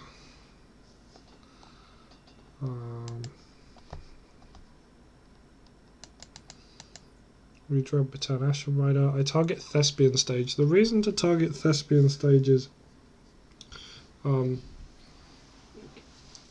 if you target Dark Depths, they need to get a Dark Depths to do it. Thespian Stage has like other utility in the deck. It can like copy like Glacial Chasm or other stupid lands, or like Tabernacle. One of the annoying things it can do is you try and exile Tabernacle and then they play another Tabernacle. They use Thespian Stage to make another Tabernacle. I'm like fairly certain it's just best to take the Thespian Stage because that somewhat forces the issue here, and yeah, they do make a 20/20. And I think about this a lot, and then I decide to sacrifice this and exile the Maverick. But I think in hindsight this was actually a mistake. I think what I should have done was leave the Ashen Rider on blocks. I used the Cabal therapy to target myself because my opponent has no cards that are a problem in hand. And what do? They crop rotation end step for Tabernacle. So the fact that they top deck Tabernacle is just like atrocious for me. I guess it didn't matter because if I didn't exile, the reason I sacked the Ashen Rider to Cabal therapy was in case they top deck Sajiri step and we straight up lose, or like crop rotation for Sajiri step. So this is obviously looking pretty bad for us because we have no more access to any way to get rid of that Tabernacle, and we only have one land because we've used our Dread Return. So I'm pretty crap here. I exile a card that wasn't Ashen Rider to bluff that we might have another Dread Return in the deck. Our dredges are good here. We attack for 5 because I keep one of the zombie tokens around. My opponent top decks Mazavith, so they've top decked running Tabernacle into Mazavith, which is just atrocious for us. Like, I was feeling pretty confident after I exiled the exiled the Maverick, and then my opponent top decked Tabernacle. What can you do, I suppose? What can you do?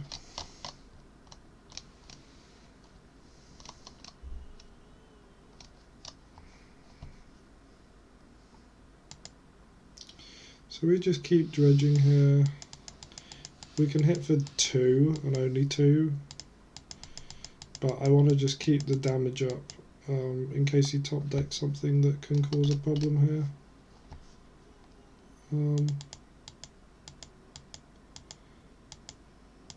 My opponent drew a land. That can potentially be a Dryad Arbor. I'm fairly certain they run Dryad Arbor. I keep a zombie around, I return the Icarid. We're just like slowly chipping away 2 damage a turn. I really want to hit another Icarid, but so far we have hit 1 Icarid in the top 45 cards of the deck. Albeit we only have 3 in the deck, but still. Yeah, that's what I was expecting. My opponent corrects it for a Dryad Arbor, blocks, exiles our bridges, but what can you do? We've got to get damage in, and that means we would dealt no damage this turn, but we've just got to keep trying to apply pressure here. They top deck Green Suns, anything get Elvish Reclaimer, which is terrible for us.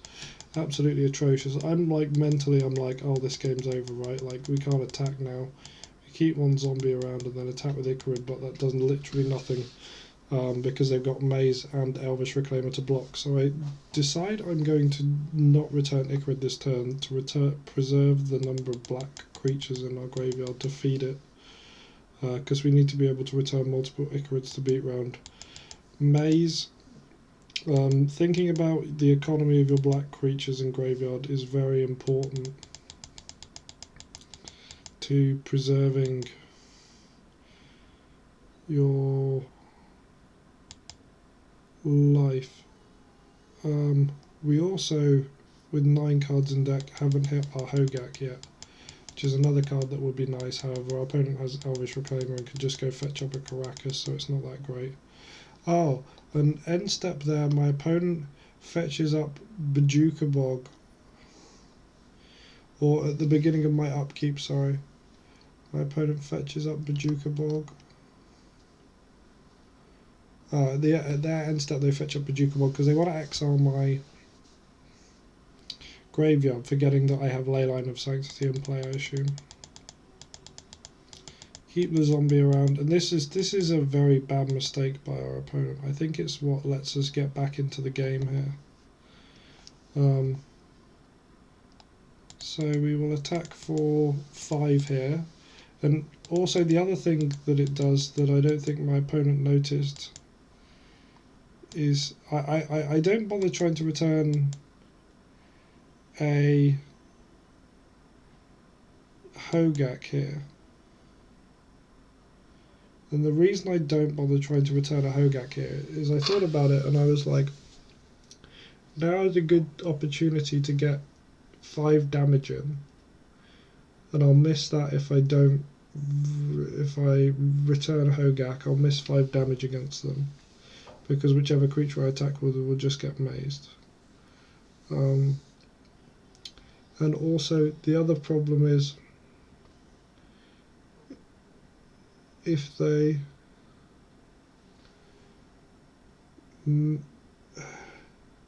if I return Hogak, he can fetch up Caracas and then bounce it. Also, it just gets mazed. It literally just gets mazed. Like, you don't increase your clock by much. In fact, you probably make it marginally slower, and you got to pay upkeep to keep it. So the only advantage is that Icarid beats for, like, instead of an Icarid getting mazed and getting in with a zombie, you get a Hogak instead. But then you miss out on 5 damage this turn, which just didn't seem worth it. I thought about returning the Icarid a lot and decided it was just not a worthwhile play. So we're still in a pretty bad position here. However, we now have access to all 3 Icarids, and I'm like, oh, he's dead next turn. He can block, but we have a zombie and 3 Icarids. He can block one, maze another, and get him for 6. However, he top decks another Elvish Reclaimer, which is just atrocious. They are empty-handed now, however. So we keep one of the zombies around. Zombies will die. We eat the Hogak here, I believe. Oh no, I eat all my dredges because they're not relevant. I thought maybe for some reason I might want to return my Hogak. But yes, the important thing here is that my opponent will now lose their Elvish Reclaimer on these blocks, because I thought, oh, the Elvish Reclaimers are just going to kill my Icarid and I'll get him for 3. But in reality, they only have 1-2 Elvish Reclaimers, so they both die. This lets us actually get back in the game, because our opponent's empty-handed on 1 life, and they're probably thinking, oh, well, he's only going to be able to return 2 creatures next turn, and then maze 1. Like, if he draws a blocker, he can potentially survive, or is getting close, because he can make a second maze. Yeah, that's the other thing. He's got Thespian stage there, and like, if he wastes me, he has a lot of decent plays next turn.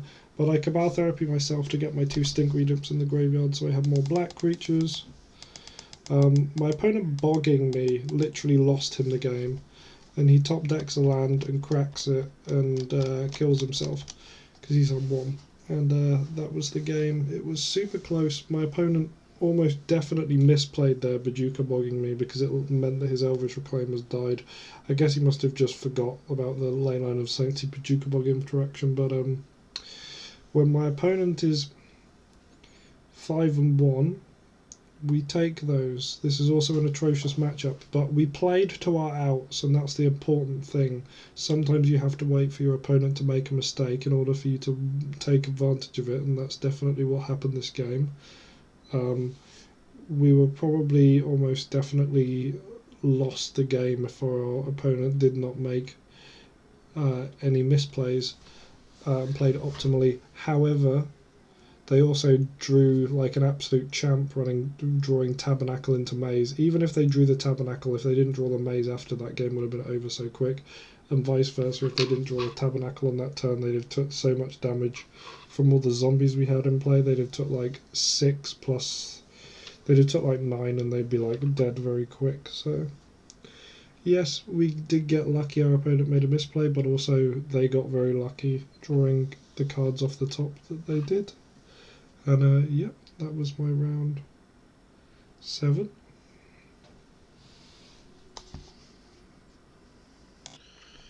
Round 9, I am against Bozo0388, who is another known Legacy player. I anticipate they're probably on some blue deck of some kind. We open a hand which is very good against blue decks, and we open with Faithless Looting, which gets forced. Pitching Days, so I'm like, oh, this is Delver, this is good. We have a good hand against Delver. I was hoping we wouldn't get Wastelanded there. However, we did. which happens, but we still are in a good spot here. We draw a Dredge of a turn. We really want to find another land. We play Careful Study and we loot, and we do not find a second land. So despite the fact that we had 3 draws there to find a second land, we cannot find one. That's okay. I discard 2 Grave Trolls and decide to go slow dredging. We hit a Narcomoeba, which is very important to block this Ragavan, because I don't want him to just be able to like get so much mana advantage that he beats our slow dredge. We dredge again, and interestingly he's not attacking to try and exile bridge here. I think maybe he just values having the Ragavan in play. My opponent then drops a Murktide, but I just keep dredging. I don't really have much choice. Like I hadn't hit a Cabal Therapy, but here I do hit a Cabal Therapy, which is really good. I also hit Hogak. So I go to flashback Cabal Therapy, target them. However, he gut shots his own Ragavan, which explains why he was not dredge. Oh, he doesn't. Sorry, he doesn't wait for me to flashback Cabal Therapy. He just gut shots the Ragavan in my draw step, which is a mistake. He should have waited for me to Cabal Therapy, I think, there before doing that. But it made sense in the end why he did that, because it enabled him to play his second Murktide the turn after. It also discourages me from Narcomoeba naming Murktide, which is possibly a play he thought I might do, because I won't get any value out of it. So he has 2 Murktides now, but I'm still in an okay position. I opt to take 6 there, because I want to be able to block and get Bridge from Below triggers off it, because I know that this turn I'll be able to discard to hand size. However, my opponent has a Lightning Bolt off the top, which is just terrible for me. I block here, and I'm dead on board here if I don't hit a Narcomoeba. The gut shot there was really good, and I don't think, even watching back now, there was anything I did that was wrong there. My opponent top decking Lightning Bolt there was obviously insane. Having the gut shot was really good, really well timed gut shot, and then having 2 Murktides as well. I could have possibly blocked the Murktide the turn where I took 6 with one of my Narcomoebas, but given how my graveyard was looking at the time, I don't think that was the correct play. Sorry.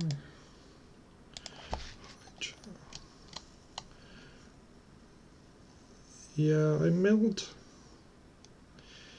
Play Murktide, then I milled the Icarid. So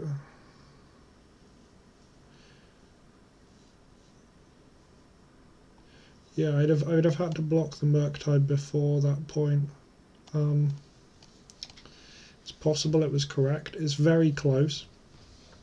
Obviously I got punished there for not doing it, but even if I had blocked it, what would have happened? I'd have been on 6 more life here, but I would have had 1 less blocker. He'd have bolted my other blocker. I'd have taken an extra 4 in the previous turn, and then I'd still be dead on board. Right? Or would I have been? So I'd have been up 6. Oh, I'd have been alive on 1. I don't know. It's very close. I think it's very questionable. I feel like you lose more games blocking there than you win. I feel like getting the zombie value off of the Narcomoeba is very important to like play around days and stuff. But it was a very close game. The top deck bolt just like finished me off there. So that's annoying, losing game 1. I thought we kept a good hand. We did get very unlucky there multiple times. They top deck bolt and we didn't draw a third land to activate Cephalic Coliseum after getting wastelanded turn 1. But what can you do? That's magic. Sometimes that happens. unkeepable 7. We mull, unkeepable 6. We mull, very good 5. This is a very good 5. I believe I bottom Ox and Narcomoeba here, I expect. Opponent goes to 4, and I'm like, that's suspicious. Going to 4 is very abnormal, but maybe their 5 was just really not good at all. So they were like looking for a bridge or something. Not a cage or something. But they leyline me. They freaking leyline me. Round 8 of the tournament when I'm 6-1. I get leylined from Delver. I think if he didn't leyline me there, I think I almost definitely win this game. But I got leylined, and let me tell you, that's magic. And if you don't want to lose to leyline, don't play this deck. I'm just gonna let this play now. But this game's over. Like I mean, even if I play out dudes, I'm not beating the Delver threat base. Maybe like if this was 2 years ago, I might be able to beat the Delver threat base, given that they're just like top decking and they got no cards in hand. But when they've got Murktide Regent and Dragon's Rage Channeler, there is no way. There is literally no way. To win through leyline here. So I mean, it happens. I'm not going to side for leylines out of Delver. I got well and truly. I got. My opponent outskilled me. And if you don't like losing to your random Delver opponent playing leyline, play a different deck. Play a different deck. No one's forcing you to play this deck. No one's forcing me to play this deck. And let me tell you, he got me. He got me good. So that was my round 8. And unfortunately, this makes it very unlikely that I'm going to top 8 because my breakers are not that good because I lost in round 4 or 5. I lost in round 4, I think, and I lost in round 8.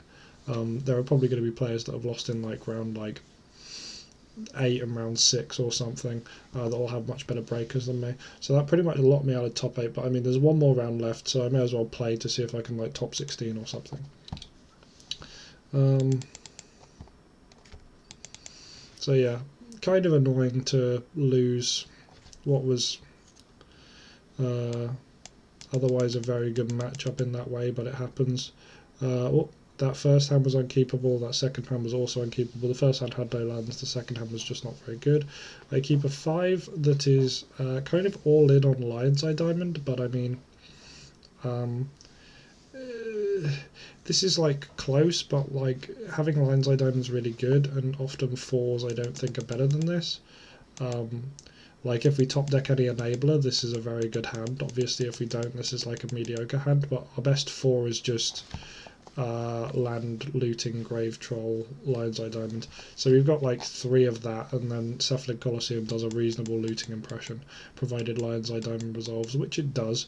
Our opponent's on some blue pile. At first I think it might be Doomsday, which makes me very happy to have the Cephalid Colosseum, but I get wastelanded and I'm like, what the hell is this?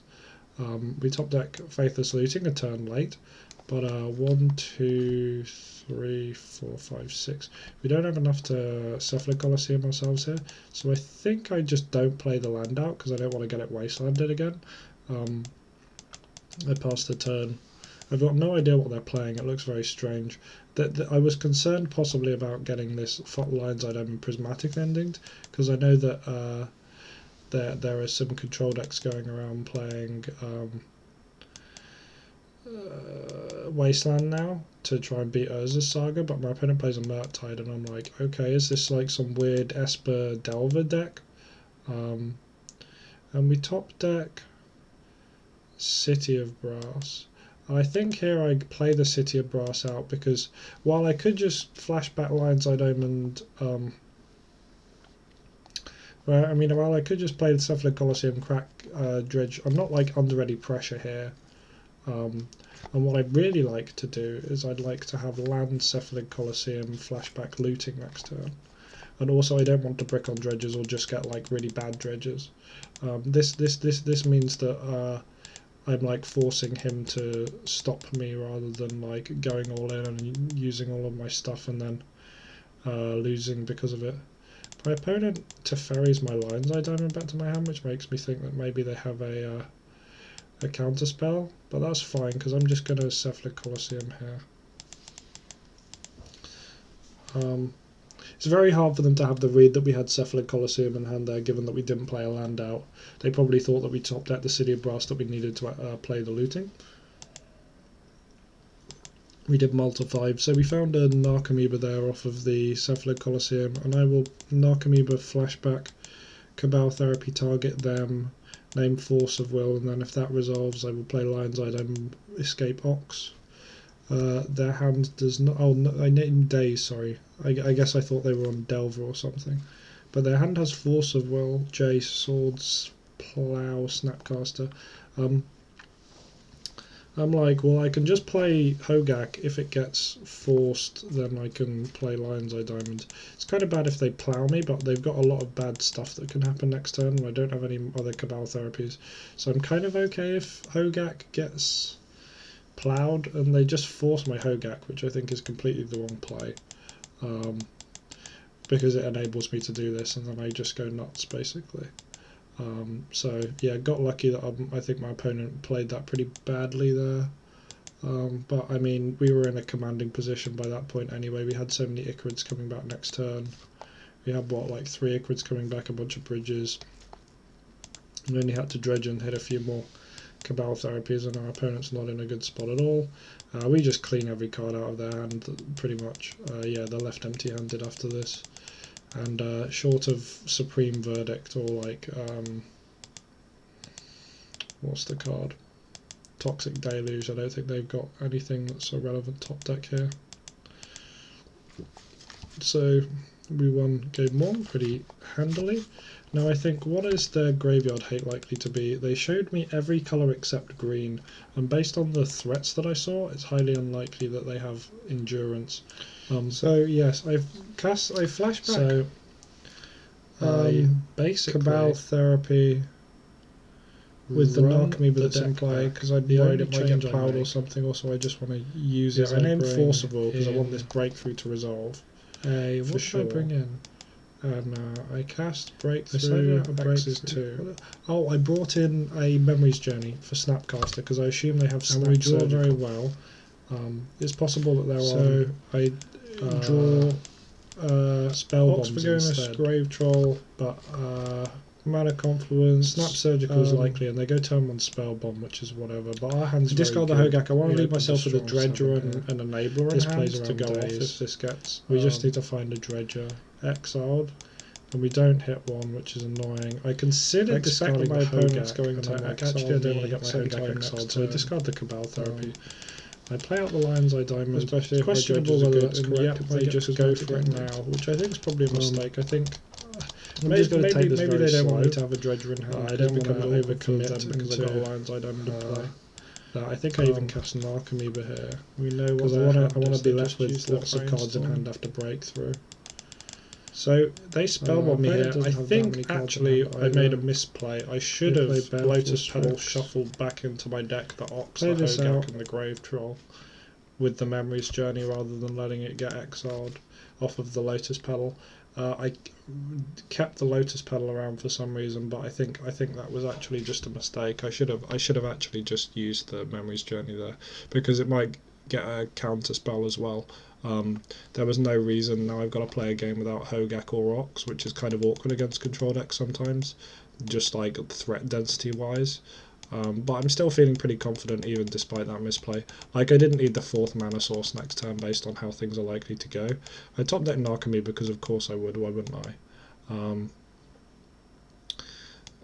Discard, crack, hope that he doesn't have force. If he has force, he does have force. It's not the end of the world, I just hope he doesn't wasteland my Cephalid Colosseum, because if it does, we're in a bad spot. My opponent plays Teferi and pluses, but I'm still feeling quite confident here. We dredge, and we hit multiple dredges, which is super good. That's exactly what I'm after. And we dredge pretty well, and we've got multiple Icarids in the graveyard. I believe I flash this back here and I name Snapcaster Mage. Yeah, because it was the only card in their hand I knew. Their hand is Force Brainstorm. I'm just hoping they don't top deck anything good here. Our life total is actually getting quite low because we cast a bunch of spells at the start, but I don't think, if they can't find a way to exile our graveyard, I think we're in a pretty good spot, and they're cantripping like crazy, so I'm quite concerned. But all they can find is Baleful Strixes. They even return their Baleful Strix to their hand with Teferi to dig more. But they can't seem to find anything, and we find a Cabal Therapy.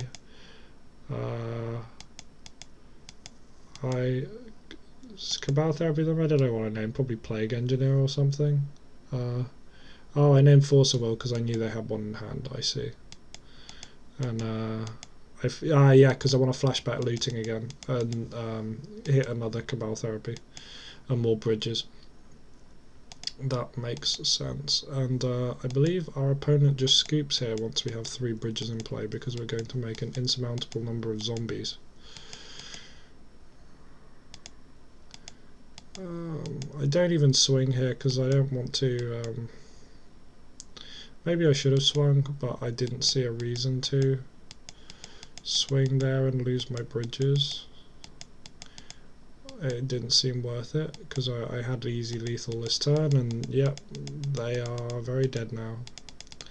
I attack with everything and they scoop up their cards, so that's pretty much how Dredge goes against black based control decks most of the time. We finish on a respectable 7-2. Yes, in multiple games I think our opponents made potentially game losing mistakes, however we played tight, we didn't make many mistakes ourselves. Certainly in the matches where we lost, I don't think I made any mistakes. Maybe I could have blocked that Murktide with the Narcomoeba, but I don't think that was correct. Maybe it was. I think it's very close even if it is correct. And there was literally nothing we could have done against Infect. Game 1 and then game 2 we had a very unlucky order of our deck being stacked, which happens sometimes. I was quite happy with how this event went for me and the deck, even though I don't think the deck is very well positioned at the moment. It's nice to still be able to do well. I finished 15th, I think, after all of the Swiss was finished, which is fine. It would have been nice to top 8, obviously, but if your Delver opponents have ley lines, then you just have to accept that sometimes you get got. Yeah, there's not much more to say. Hopefully you enjoyed this recap video. I know that sometimes the MTGO recap functionality can be a bit wonky and it's not as watchable because of just the tempo's a bit strange sometimes, but hopefully you all enjoyed it.